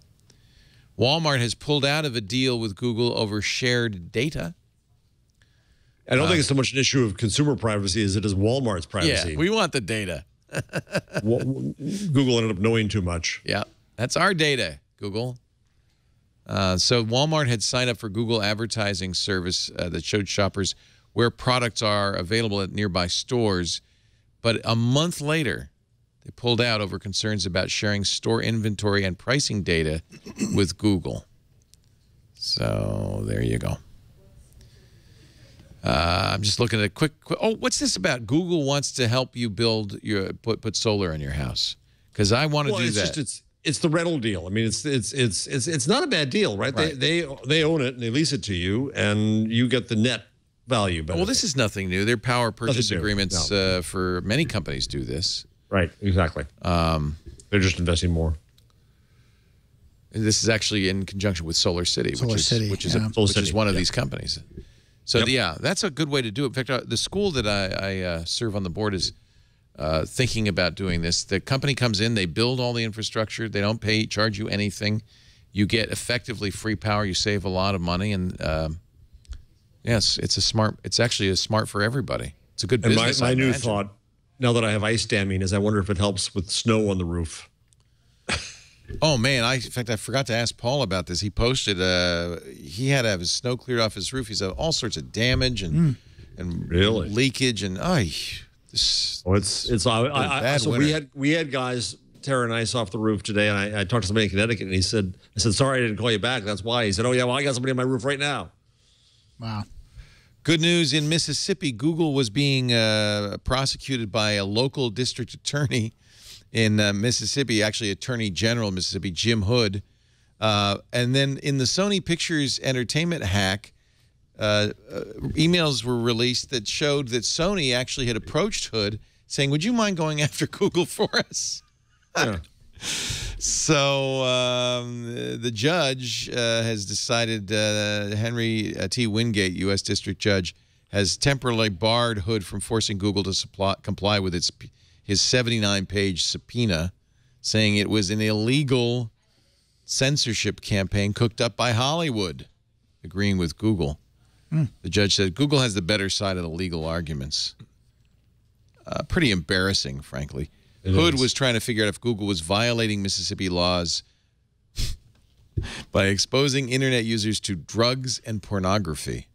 Across state lines, he is moving pornography across our state lines. Project Goliath, Goliath being Google, was revealed in the hack of Sony, and it was something the MPAA was involved in. And they found Hood. I can't remember. Oh, yeah, they got a previous attorney general from Mississippi to lobby Hood to do this. Paying a lot of money. Wow. Google just bought, we talked about this on Security Now, just bought the entire .app domain. So I guess ICANN is selling custom domain names, the GTLDs, generic TLDs. .app is one of them, .app. Google spent $25 million, and they bought a number of them. They've applied for .docs, .android, .free, .fyi, .foo. No word about .bar. Who gets that? And .app, ICANN's been gradually auctioning these off. For instance, .tech LLC spent $6.7 million on the .tech domain name last year, beating out Google. Amazon bought .buy for $5 million, .spot for $2.2 million. Google got .blog, and they say, well, we're going to make it easier for people who on Blogger.com to, without any domain name fooling around, have a .blog address. But the .app, they're going to keep there. I don't know if they're going to make that public or keep it to themselves. It's another gold rush. I mean, we're all rush. Old enough to remember when this happened back in the 90s, right? I mean, remember Sex.com sold for a lot. Everybody thought that the generic .com names like TV.com, right, and Sex.com would be worthless. Business.com sold for a lot, I think, and they were worthless because they were generic. Yeah, precisely because they were generic. Turned out Google.com was worth a lot more. Well, the other issue of that is that what we found when I worked on newspaper sites is that if your brand didn't match your domain, you lost all kinds of value because people didn't recall you. Right. But if your domain is generic and you think that's valuable, you can't trademark. You can't do anything with it. Then. Right. So Google, because they are a registrar, lets you currently register. You know, Hover does this. They have a lot of crazy names. Google has .how, .soy, .mina. They want .dad, .here, .eat, .new. But some of them, I think there was one that they were going to keep to themselves. They were just going to own it. I can't remember what that was. .god. .god. They're keeping that to themselves. No, that's .universe. Let's see. I think it's important to mention, so we had the story last week, Leo. We talked about it a fair amount, that Google was going to ban adult content on Blogger, and then not very long after the show at all, like a day or two, they decided to reverse that. Yeah. We had an interesting debate, and I mentioned on Twit that you got involved in a Twitter conversation with a pornographer who said we support it because we think it's better for us and for kids if there's neighborhoods where adult stuff is. If you think about it, if you're in the adult business, part of the hassle is all the people trying to, shoo you away. So, am I characterizing it correctly? That's what he said. Yeah, but then, what's her name? Blue.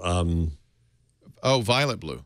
Violet Blue, and others had an entirely different rationale, saying that basically, I think a lot of it is just people who are just different in life and are going to be discriminated against because they got rid of this, and so I think on a basis of free speech, I'm glad it's still there. Yeah. Of course, I never look at any of it. They reverse themselves completely. Never see it. By the way, Steve Gibson just signed in the chat to tell me that the domain Google bought and is keeping to itself is .dev, D-E-V. Interesting. So if you're a Google developer, you'll have your own TLD all to yourself. Look at this on Street View. I don't know. Is there somebody doing zip lines on? Yeah, there is. Yeah, they've got the backpack on. He's zip lining through the Amazon.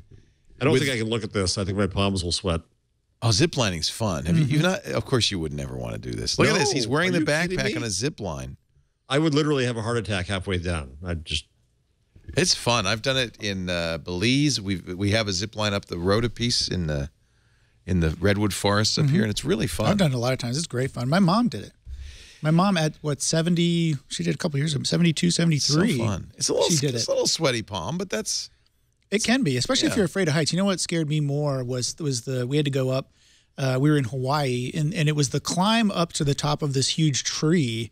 The zip line part was no sweat, but the climb up there on this little rope ladder to get up to this, 50 feet in the air, that was the part. Yeah, that we was had to belay down. That was scary. That was a little disconcerting. But once you're up there, jump off. Here's the thing you'll really like, Jeff. When you're on top of these trees, you're very high up. You're hundreds of feet up. They sway about 5 feet in each direction. Yeah. Yep. It's like being on the outside of a tall building. Yeah. Like, not gonna happen. Not gonna happen. Now you're gonna have nightmares. Now you're gonna have nightmares. I will. My palms are sweating. Yeah. Wow. Galvanic skin response. Yeah. I can't do it. Celebrate good times. Bradley Horowitz is back running Google Plus. Yay. Which is great news. That is very good news. But notice, I can't figure out the criminology of the wording of it because he said photos and streams. Isn't that weird? He posted this on his Google Plus. He doesn't even use the word Google Plus by name or mention Hangouts. He calls it photos and streams. Remember that David Besbris had taken over. But Bradley was originally a Google Plus guy, right? He was part of the original team, I think. Yeah, absolutely, under Vic. And so now Vic left. Basically Vic. Instead of giving it to Bradley, they gave it to Besbris, and now I guess it's Bradley. Bradley is so smart and such a good guy. He's a great guy. And really a great product guy. Love him. Yeah. But photos and streams, that tells you almost a little bit about what they see Google Plus as being. Yep, absolutely. And I think I think that the photos especially is the one service that everyone universally loves. Love it. Because they can just set it and forget it. All their photos are backed up. Yeah. Everybody I talk to that has used the service tells me a story of when they dropped their phone in the toilet or something happened and they were able to get their photos back and how great it is. So love it. I love the auto awesomes. Yep. I love the playfulness that they do stuff on, special days like the Hasselhoffsome or whatever it was. The Hasselhoff one. That was funny. They need to do something like that again. That was fun. What was that? Was that April Fool's? When did they do that? That was great. I've got a picture of my son here we go. On the couch. He's laying on the couch with his phone, and David Hasselhoff is next to him. Love that. Okay, really Bradley, what are you doing in 3 weeks? April Fool's coming up. What you going to do? Something good. Something good, okay? No more of this toilet internet stuff. That's a waste of your energy. Do something fun for the users, okay? Besbris, or is it Bebri? I don't know how you pronounce his name. I don't know if he changed anything at all. I mean, Google Plus has just been kind of... Well, he was already, he was in charge of all kinds of engineering stuff. And I think it just was probably... I don't know why they didn't... I guess it was a whole rank thing. I mean, as a friend of mine tries to convince me that Google's like the military. And there's all these ranks. And so Vic, was a brigadier higher general pay grade. left. Yeah. And you needed a brigadier general to replace him. But then the truth is that Google Plus is actually like a base in the Philippines. So now, what's the deal with Hangouts? This is also Hangouts? That's what I can't tell. That's what I can't understand in the this article in CNET says it's not yet clear what will happen to Hangouts, the communications feature of Google+. In a December talk, Horowitz said, the new leader, Hangouts is designed as an all-purpose communication tool marrying video, audio, and text messaging. I love Hangouts. Yeah, I live in Hangouts. Yep. I do too, but Leo, and I'm a Google fanboy and all that, but the fact that I'm now on a Mac doing Skype kind of hurts. Because Hangouts, but that's a part of Hangouts is the video conversations. I use it for my texting. Yep, I do too. Yeah, I do that too. It's the default texting on all my Android phones. Because I get desktop texting, I make calls with it. It's my phone call feature on the desktop. And I get Google Voice is integrated now. Google Voice so basically is I get all my Hangouts voicemail now, right? in there. Yep. And I really love the ability to draw. I didn't even know this was possible. You can do drawings in Google Hangouts. Did you know that? I did not know that. Okay, this is so weird. If you hover, Show up. you Put have the phone to, down so we can see. should I do it on the phone? I can do it on my desktop. The problem is I you're don't doing want it you on to the see desktop. phone I numbers. see. So maybe I shouldn't do it on the desktop. Maybe I'll make a new one. Let me text you, Aaron. Sure. I don't know if it's going to show your phone or something. Let's find somebody whose phone. Yeah, I think it just shows your email. You don't care about that, do you? No, it's fine. Okay, so here I am. Let's make it a little bit bigger. So I can now, this is Aaron Newcomb. I could video call you. I can text you. And if I have a phone number for you, it will also allow me to choose SMS or Hangouts. But watch, as I hover my mouse over on the right, I didn't know this has been around for more than a year. Oh, a little pencil. pen shows up. You don't see it. And now I can draw it to you. And that's going to send that to you. And if we're sending text message, it'll send it as an MMS. Isn't that funny? That is cool. Wow. Isn't that? Nobody knows that. You know, but you do know if I type Woot, Yeah, the there little it is. Woot See? man comes out. So yeah. So you got, and now the little Woot man pops up. There's a You know about message for that. me. Yeah. See? Let's see if I can get it on my I sent you a tablet. drawing. And there's some other ones. What are some of the other little things I can type? Is haha one? Oh, I know. Happy birthday. Oh, there's a message for you. There's a message for me. Isn't that I'm gonna interesting? bring it up. Did you see that? Happy birthday. If you just type this in the text. Okay, I'm sorry. I'm just easily amused. That's cool. Did you know that? Nope. No Did Did see you it pop know up on my ponies? When you did it? Huh? I'm going to send Here you it comes. ponies. Wait a minute. It'll show up on your phone. And maybe it's not. What was it? Is it Here we go. slash ponies? I thought that. Yeah. Look, little There it ponies goes. are running across your screen. Yeah, do the happy birthday one again. That was cool. It's fun. There's a bunch of these. I'm sure David will add. Bradley will add more. Woo! Woot, woot. That's cool. Pitchforks. That's the other one. PITCHFORKS. The peasants are very angry. Now I guess you have to do slash. I guess that's for the pitchfork salesmen were upset. Where A? Oh, you forgot the P. Oh, I spelled it wrong. Itchforks is an Itchforks. entirely different graphic. It's a different kind. The title of the show. Pitchforks. Here they go. Here come the natives. Oh, they're mad. Oh, they're mad. The peasants are revolting. So fun. That's awesome. These are Easter eggs in Hangouts. Somebody pointed out they've got Nick software, and all they've done with it really is make Snapstream, but they could incorporate that into photos. Wouldn't that be awesome? Bradley, we're expecting big things of you. Keep up the good work. All right. Anything else before we wrap it up? John Carmack, I mentioned this, says Samsung will really be throwing its weight behind Gear VR. Who cares? Apple passes Samsung in Q4 smartphone sales, but I think this number is interesting. 1.9 billion mobile phones were sold last year of all kinds. Wow. 1.9 billion. In 1 year. In 1 year. Crazy. What are there, 7 billion people in the earth? Yeah. 1.9 billion. And apparently there's a big problem in Canada. Leonard Nimoy has passed away. I love this story. And turns out the $5 bill in Canada, whoever that guy is, looks so much like Spock that Canadians have taken to drawing hair, eyebrows, and a little Vulcan, a little Starfleet symbol on the collar. And these Spocked bills, big problems. According to the Toronto Sun, the Bank of Canada is urging Star Trek fans to stop defacing currency. That is Canada's 7th Prime Minister, Sir Wilfrid Laurier, who happens to have the strong resemblance to Leonard Nimoy. There he is. That's hilarious. Really is. God, that takes an eye to see that. I wouldn't have seen that. Well, Right. once you've seen it, you can't unsee it. No, you can't. Apparently, there's all kinds. There's quite a few of them.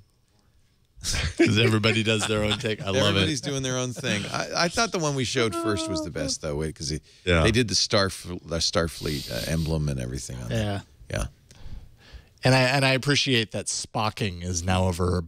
Quit spocking your $5 Do not Spock. Yes. That is a tribute worthy of Leonard Nimoy. Yes. I might say. Uber is buying a mapping company. HBO has set its price for its cord-cutting version of HBO Go, $15 a month. A little high. Well, it's pretty much what you pay for on the cable. Right. I think Yeah. that's what's the upshot of this is. You won't be able to cord cut to save money. No. Oh, no. But you can save everything else. Right. I don't know if HBO and Showtime were available. Then I would start to consider it. Yeah, but then you're going to have to pay for your internet. By the time you add up all the that's true. That's services, true. it's going to cost I guarantee you. Yeah, they're gonna get you. They're figuring this out right now. It's going to cost you exactly what you're paying now. You'll go, oh, I saved $1, or maybe it costs $1 more. It'll be so close. So I also wonder if I go and threaten to cord cut, what they would do. They'll do what they did for me, and that's I'm now in my 2nd year of free HBO. nice. There you go. Oh, there you go. Oh, See? Two solid years of free HBO. See? And a That's bunch of good. other discounts, but I That's don't know if it's good. worth it. I mean, is HBO really? I mean, Netflix is still what, $7, $8 a month or something. yeah, $9, I think. Yeah. So I mean, is that really worth it to get those HBO shows? There's certain $15. shows. You want girls, you want girls. You Yeah, know? maybe that's it. It's the Game of Thrones tax, is what it is. That's Yes, exactly what it is. yes. Yeah. totally. I am such a fan of wireless charging. I actually it helps me determine what phones to get. I was really pleased to see the S6 is going to be doing both Qi and Power Mat. Those are competing. I added Qi charging to my Note 4, which doesn't come with it, but Samsung sells in a relatively expensive back. And all it does is add a little circuitry. You note that when most of the Samsung phones have little connectors for that. So you just snap that on and it Qi charges. Not quite as well as the phones that has Qi built in, but I love Qi charging. Now, IKEA is going to release furniture with Isn't this built-in the chargers. Isn't this the best? Your night table has it. You just put the phone down. That's it. But you know what I really want, Leo? I want a desk with Qi built in. A Qi desk. I want a Qi desk. Qi desk. Yeah, it seems kind of silly to have nightstands. Let's have a desk. Well, I mean, at night you put it on the nightstand. During the day, you just put Are your those phone down. lamps? Are those lamps? Do they have Qi charging bases? I think Yes. so. Yeah, Yeah, they do. Yeah. That's nice. And here's the question: is there a Qi charging laptop? No, it doesn't. I don't think That'd be it's good. No, that would be Just too- tough to charge. I don't think you'd It's be able to using keep up with it. inductance, and I have a Right. feeling, it's just not going to. There's a Qi charging cutting board, apparently. What? If you look at- Why would you I want don't know. that? It looks like a cutting board to me. Maybe you have a wireless knife. I don't know. Yeah, it does look like a cutting Doesn't board. it? And they've Yeah. got it surrounded by food. So it's like, oh, I'll just, chop up my meat and leave my phone on the cutting board to cutting charge board. up. Right. Well, wireless is, I love it, and all phones should have it. This is so brilliant. Why they didn't think of it before? Just to make a phone out of it. Those little pads, though, I mean, you could embed those into a desk pretty easily. I mean, they should be selling a desk. I don't know why they're not, but Well, Richard Gingras shows off his woodworking projects all the time in bars and stuff, and I could imagine he would make that. Well, for that matter, I think wireless is coming to Starbucks, right? But there has to be little elements. Yeah. I mean, imagine if you went to a bar and the whole bar was Qi. You just put your phone down and it charges. Yep. I'm sad to say that one of my heroes, Matt Howie, who created Metafilter 16 years ago, And Metafilter, we talked about this, was going through an economic crisis of kind. It wasn't making as much money from Google ads and so forth. He's decided to retire. So he said it's leaving it in good hands. Yeah, because the moderators are still there. It's a community. Yeah. But it is this. If you look at it, it really feels like the latter-day web, doesn't it? It's kind of the good old days. Yeah. And Matt is a sweet guy, and I wish him the best. He is a great guy, and he's gone through this Surus in the past. He's he asked this question years ago when I was around it, and God bless him, stuck it out and stayed with it and really built something amazing. Yep. So but Matt, every season, turn. If you want a broadcast career, we got a place for you. Just come on over here. Yeah. And this article from Kevin Marks: Facebook, Twitter, and Google Plus shun HTML, and he blames that on the infographic plague. I don't know, Kevin. By choosing images over links and by restricting markup, Facebook, Twitter, and Google Plus are hostile to HTML. And it is true. In fact, there's a new service that a new iPhone app that lets you screen cap text and put it in Twitter.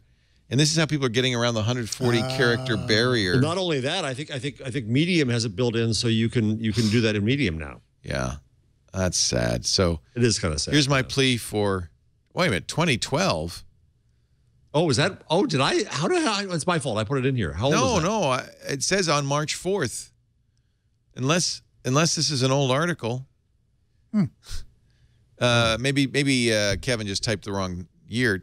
Please provide equal space for HTML. That's not going to happen. And for authors and designers everywhere, stop making giant bitmaps when well-written text with charts that are worth the bits spent on them. Well, and charts and text that are searchable. I mean, you don't know the text that's been quoted in Twitter now. You could say the same thing about podcasts. No, this was originally published 2011. Oh, sorry. On his blog. So it was on Medium, so I presumed it was new. It's my fault. Yeah, I think he reposted. Yeah, it did. Yeah, so which is good great. news. It showed up nothing my feed. has gotten better in 3 years. Still sucks. It showed up my feed, so that's why I put it there. Yep. So yes, it's old Kevin stuff. Marks' greatest hits. We love you, Kevin. He'll be back soon. Do you want to rant on? No, I think we're going to show the cover first. 1 second. If you click on, just show the cover. So Der Spiegel in Germany had what I thought was an absolutely ridiculous. Oh my God! So it has not the CEO of Google, but Sergey Brin, Marissa Mayer, Mark Zuckerberg. Who's this guy to Sergey's right? Uber, Travis Kalanick, Uber. Oh, Uber's Travis Kalanick, and of course Tim Cook.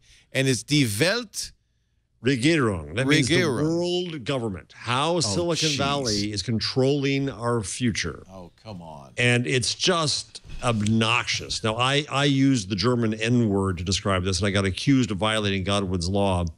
But my real argument is that they were using that kind of rhetoric. Whenever you're talking about ruling the world, that's... Exactly. The rhetoric in it is just over the top ridiculous. And the thing is... Actually, I kind of agree. That's good. I think these guys are mad. They left out Elon Musk. They left out a few people. Yeah. But I mean, they're just pandering to the... a large popular opinion over in Europe, right, though? I mean, isn't this... Supposedly. They're totally pandering to a fear, I think a common fear that Europeans welcome our new Silicon Valley overlords. I do too. I want smart people to run the world. I'm ready to move not into the... ambitious politicians. It's going to be a hell of a lot better than Congress. Yeah. I'm ready to move into the new Googleverse and shun the rest of society, right? The new Googleplex. I'll live under the dome if that's what it takes. Live under the dome. Yeah, zombies be damned. Embrace the dome, people. But it is the staple. It has been for decades of a lot of science fiction. The idea, in fact, I think Neuromancer, corporations run the world, not governments. And I think that we're headed that way a little bit. Yeah. When you see Steve Wozniak in a Cadillac commercial, you know times have changed. Tell me again. Die Weltregierung. Die Weltregierung. Die Weltregierung. I like it. So we don't need to go any further rant. But Spiegel just answered me today. You know what?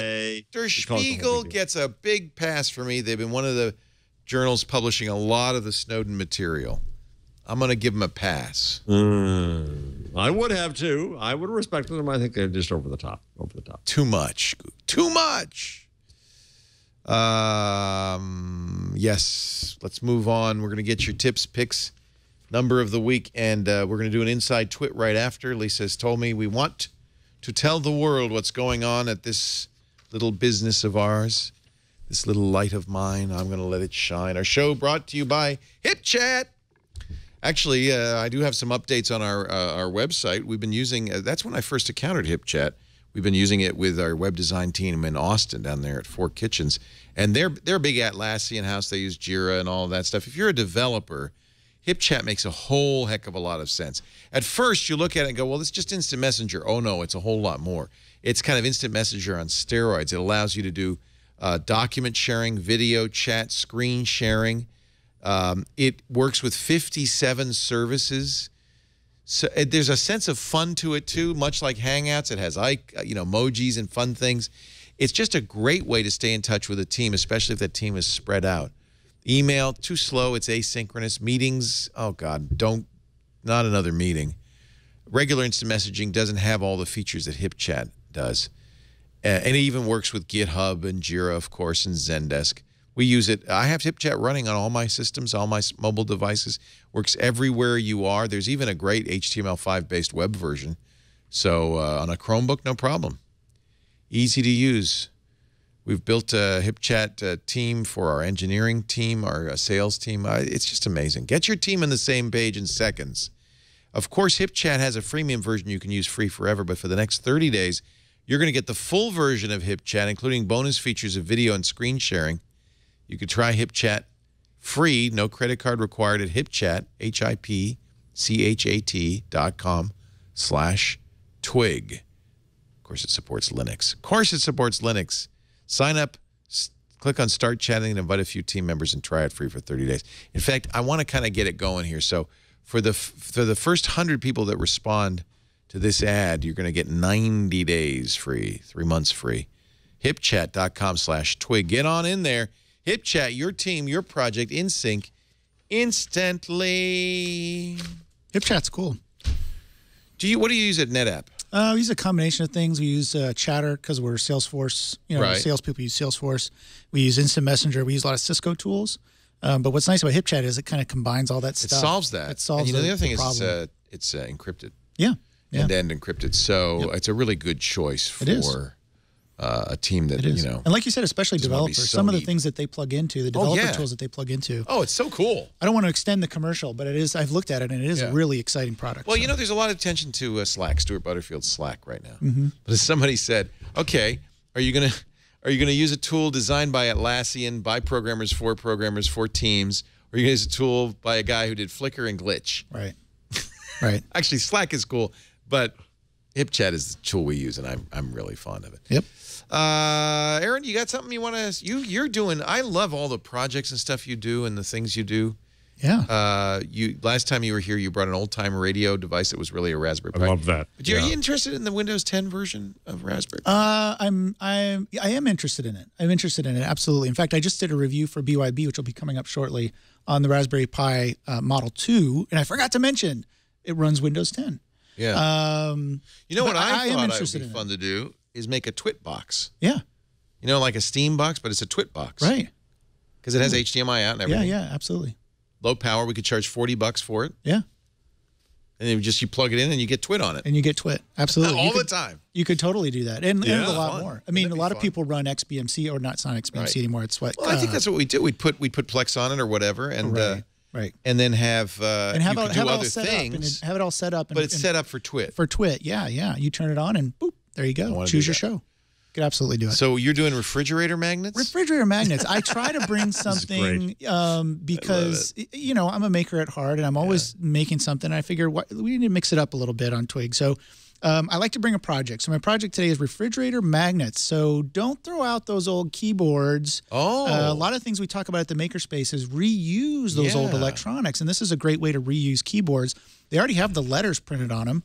So why not just attach some magnets to the back and use them as refrigerator magnets? That's cool. Yeah, it's kind of cool and techy. Really easy to do. You can just pry those keys right off. You don't have to worry about breaking them because you're going to reuse them anyway. Basically, you just saw off, after you take the keys out, there'll be a little post. Well, here you go. Here's right in the video. See that little post This in is the from back? Instructables. This is from Instructables. You just kind of take that little post off where it plugs into the keyboard.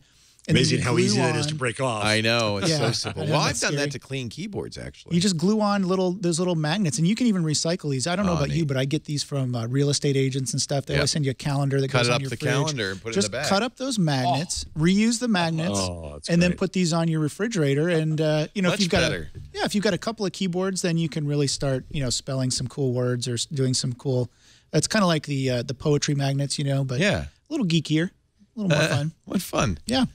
Instructables.com if you want to know more. Yep. Or just Google keyboard refrigerator magnets. There's several good Instructables and links to projects out there that you can follow.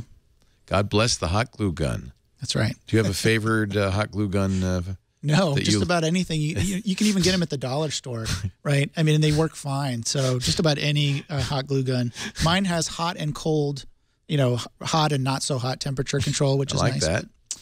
Yeah, It's kind of just about any glue gun will work.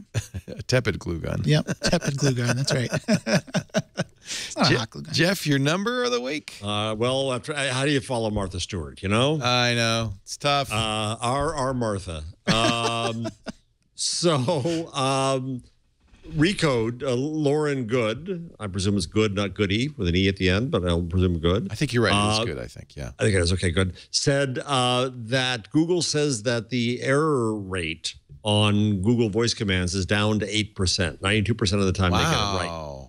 So she had a fun story where she just, watching House of Cards, she just tried to use it. And fine, it's a gimmick, it's a list. You mean you hold it up really to is Frank interesting. Underwood and it does searches? No, it didn't do that. That's too cool. But all the questions she had, she just asked Google. Yeah. And I forget to use voice command. And it really does become changing when you do use it. When I do dictate or ask a question, it really does make life a lot easier. And I like this story because it was a whole bunch of questions about House of Cards, plus other things in life and what worked and what didn't. And it does work pretty darn well. Neat. 8%.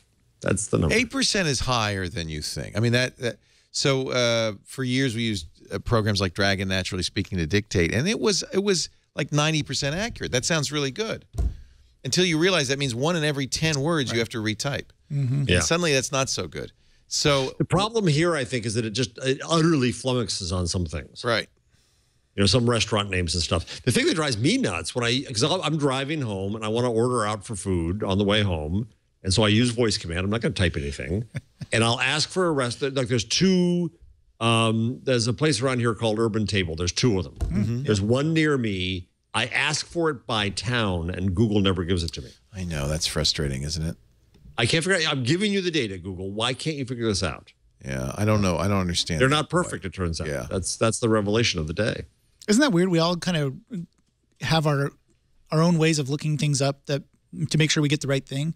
I mean, I'm sure that we all do that, right? I do. Yeah. I'll type in, I know that if I type in one thing, it's not going to give me the right thing. So I type in, the name of the restaurant. You game Google. You game Google. Yeah, you totally game Google after a while. I just yell louder. That doesn't seem to help at all. I know. I have said some very nasty words. Yeah. Very. We all look ridiculous as we're driving. Like we have road rage. We're just upset with Google can't hear what we're saying in our cars. I'll bet there's somebody at Google who has a running F count of people screaming at Google well, now. apparently, did you see that article that whose text to speech was being saved? Siri. It was Siri. Yeah. And a guy, I can't remember if it was Reddit or somewhere, said, "Hey, by the way, you should know, I work for a company where we're going through these audio transcriptions. There's quite a few of them, and I don't know, they're mining data of some kind out of them. Nothing ominous, but he realized they were actually Siri." Yeah. And that all of that stuff is being saved. And he said it was quite entertaining to hear the kinds of things people say to Siri. And apparently there's a database somewhere. You should be aware of that. Yep. I think that big furor over the Samsung TVs always baffled me because I thought, well, don't you know that everybody has to do that? If there's no way that these devices can do voice recognition effectively without being online. Yep. The server is always getting your voice after you trigger it. Have you talked on this show about the fact that all all the voice searches you've ever done while logged into Google are actually cataloged for you, and you Google can hear all puts those it in the audio dashboard. files. Yeah. And what I found really interesting about this, it doesn't really creep me out that this happens because I just kind of assume that's just part of how the service works and it's going to happen or whatever. What's weird is, as I've gotten so used to wearing an Android Wear Watch all the time, all the random misfires that happen throughout the day, you're talking and then suddenly I your get a wrist lot pops of up. those, yeah. So when you look at the list, you see all of these transcriptions. Some of them are actual searches, like, okay, Google, search for blah, blah, blah. But others are like parts of your daily life, just like a conversation that you're having or something that you're listening to. And it's really interesting to see it in that perspective and be like, wow, a lot of the things that I intend to be, passed to Google are, and then there's a lot of stuff that I do not intend for Google to have. I think if there's a writer for The Good Wife watching, you're going to see an episode based around that. Why did the words murder her come up in your Google transcript? I'm almost tempted to play some of these. If this is in your dashboard, right? Google.com/dashboard. Under audio, I think it's under audio because I see here under audio. There you go. I don't know if I dare play any of these. But you'll see some of them, and I wonder if some of them are, look intentional. Tell you what it is later. How about this? You want to listen? Yes. Okay, Google. How many tablespoons of sugar are there in 16 ounces of soda? Nice. That was at a pizza parlor. Oh man, you have to have a misfire in there though. Man about drinking soda. Yeah, we were talking. Here, how about this one? On my way home now, period. Do you want me to come right home, or is it okay if I stop at the... So that one's intentional. Yeah. Yeah, no, I'm recording. No, all of these are. Some of them are not. I have tons Like, that I are don't not know. intentional. Those might be scary, Let me play that. Yeah, I don't know if I want to play this. Yeah. This is at 9 this morning. Yeah, you know what? I know, right? And by the way, only you can see these. Yes. And you can delete them. But yeah, isn't that wild? I don't know if people know that you can see all of these. That's crazy. Yeah. Okay, enough of that. Now, time later. We could all get it. I should have previewed these ahead of time, Right. because I don't know what happened at 9 this morning, but was it was my watch. Did It you wasn't do intentional. it intent? Oh, okay. No, it was my not. watch. That's why Hey, I'm not sure play I it want real to. quick. I can have it in preview, and then I Oh can. no, you just want to hear it. I'm curious. You saw my butt yesterday. How much more do you want? Okay, that's true. I just. What? Anyways, no comment. We didn't air it, but I was going through it. We were showing how that the deletion in the new iCloud photos, the beta that Apple's showing off, when you delete it on one thing, deletes it everywhere. And I had very carefully gone through my photos at home before, because I know I show these on the air. And I knew we were going to talk about it. So I went through and deleted anything remotely, scandalous. But for some reason, there's like 3 pictures of my Yep. anyway, not deleted. And unfortunately, Jason saw them all. I think the way you can say this is there's 3 pictures of your tattoo. Right. Maybe that's what that was about. I don't know. Yeah. Oh, well, yeah, there were pictures of your Derriere. My Because you wanted to prove it. derriere. A butt selfie. Belfie. A belfie. Belfie. Right. So I just wanted to give you an update. Have you played with App Inventor at all, or have your Oh, yeah. kids? I love App Inventor, and I'm loving I it made an app more. with it. Well, I just did because so in the radio show, I have to hit. It's a network show, so I have to hit out times very hard by the second out times, and I'm kind of perennially late. And I had written a script for Apple Script, but it wasn't working anymore. So I thought, oh, this might be a good use for my Nexus 7 tablet. I keep it on the charger. So I went to App Inventor. I mentioned this before. It is so easy. You drag and drop in pieces of the user interface in the designer, and then you go in the blocks. I have to admit, as somebody who's written software, I found myself fighting App Inventor because there's no case statement, so I'm building this like giant if-then-else tree and stuff like that. But ultimately, I did get an app that is really, it works and it's great, and it was very simple. And what happens after you build it, you just, let's see, go here and say build. You can either, they'll store it for, I think, a day or 2. You can have a QR code that you can just take a picture of and download it. Or you could save it to your computer and email it. So I just saved it. Actually, I saved it to Google Drive, and all my devices have Google Drive. So I can go to Google Drive and download the app, and I have it now. And so when it's yellow, it means I have less than 2 minutes before the break. It goes to red with the last minute. If I'm in if I'm talking on the show, it's green. If I'm in a commercial, it's blue. And it's just a countdown timer. It's just a big. But this was easy to write. Took me a couple of hours. Yep. Put it on my phone. I could put it everywhere. There's limits to what you can do with App Inventor. It's really designed, I think, more to teach kids how to program. It is. Mm-hmm. It uses kind of the Scratch methodology. Yeah, it's like Scratch. Mm-hmm. Yep. If you play with things like Tinker, Tynker, it's a very similar thing. You can naturally graduate to this. But I think they've done a great job. See, now I only have 30 seconds left. I'm running out of time on the countdown clock. That's awesome. It works great. Good for you. It's just simple. It's something very simple. You're not going to write the next great app on here, believe me. But for a little utility, and what I think is important is that you got to teach kids. You want yourself not to just be consumers, but to be creators. Right. Even something as simple as this gives you a sense of mastery over your technology, and you're not quite as helpless. Yep. And now I've run out of time, and we're in a commercial break for 342 seconds. No, I didn't do the thing where you make it minutes and seconds. I figured this is good enough. That's good enough. And by the way, doing that, there's no printf. There's no right.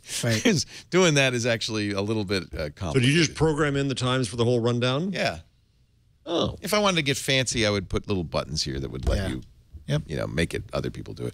But just the idea is that you could do something so simple is really, really great. It's App Inventor, and all you have to do is search for App Inventor. MIT hosts it. Google developed it originally. MIT hosts it now, and it's free to use. And what's cool is you're programming on the web. You could do it in Google Chrome. It doesn't. There's no. The whole thing's on the web, all your code and everything. Right. You don't need anything. It's really quick and easy to get started. Yeah. Yep. Yeah, I love it. Whew. Counted down to 0 and the bomb didn't go off. But this show has. Thank you very much for coming up and joining us here in Newcomb. I really appreciate it. You bet. Always a pleasure. You're on the Google Plus. You're on the Twitter. Anything else you want to plug that you're doing? Well, Floss Weekly. I was on Floss Weekly this morning. That's what brought you to That's our what brought studios? me up here. I said, I kind of coordinated that between Randall and Jason, try to get that. Yeah, absolutely. No, it was a really fun morning with Randall. If you haven't checked it out, you should go check out Floss Weekly. It was a company called, I'm just pulling it up now. I want to make sure. Every Floss Weekly is, these days, has been an open source project of some kind. Yeah, absolutely. Actually, for the last few years. I love that. And this one is a little bit of a surprising. It's called Crisis Cleanup. I don't know if you've heard about it. It's an open source application for managing, after there's a crisis, for managing volunteers. Wow. Getting them involved with, mobilizing, essentially. So you've got the Baptist Church and the Methodist Church and the Lutheran Church. They all want to, help out with some sort of disaster. They don't want to get in each other's way. They don't want to get in each other's way. Maybe some of them have facilities to do, overnight housing. Some of them have food capabilities. So they can basically take this program and run it and kind of coordinate a little bit better. And it's all based on open source. I love really seeing fantastic examples of how open source is being used in business and in NGOs and charity. I mean, it's more than just geeks doing databases. Yeah. No SQL databases. There's a lot of great stuff going on. So check that out. One more thing while I've got the camera. If you are in the Bay Area and you'd like to come to a Maker Faire, we're doing our very own Maker Faire in Benicia. Oh, fun. It's Benicia Mini Maker Faire. It's on March 28th. And it's for the whole Bay Area. So if you're in this area and you'd like to check it out, it's BeniciaMakerFaire.com. Buy your tickets early because there's going to be a line at the door. It's going to be a lot of fun. We got all kinds of cool stuff. Maker Fairs are so great. There's an 8 or 9-year-old girl who makes something called cardboard video games. I don't know what that is, but I'm really interested to see what she's doing. So she's going to be coming out and showing that off and all kinds of other cool stuff. So check it out. Very nice. We are done. Thank you, everybody, for joining us this week in Google. Inside Twit coming up in a second. This Week in Google is every Wednesday, 1 p.m. Pacific, 4 p.m. Eastern. Remember, we are going to daylight savings time here in California on Sunday. Also, remember, next week, for live fans, we're going to be on early. Yep. So if you are not on summertime yet, we're going to be springing for, well, let's put it this way. We're on 2000 UTC. Okay, that's all you really need to do. Figure it out what your time differential is from UTC, and you'll know every Wednesday. And yes, next week we are going to be early in the morning. We're going to be 11 a.m. Pacific, 2 p.m. Eastern Time, 1800 UTC, because we're flip-flopping with Windows Weekly. So tune in early if you want to join us live. We love it if you do, but I understand a lot of times you can't. We have on-demand versions of every show we do on the Twit Network at twit.tv. In this case, twit.tv/twig, or wherever you get your podcasts, iTunes, and the apps on your phone. There's some great Twit apps on almost every platform, including Roku. Thanks for joining us. We'll see you next time on Twig. Bye-bye.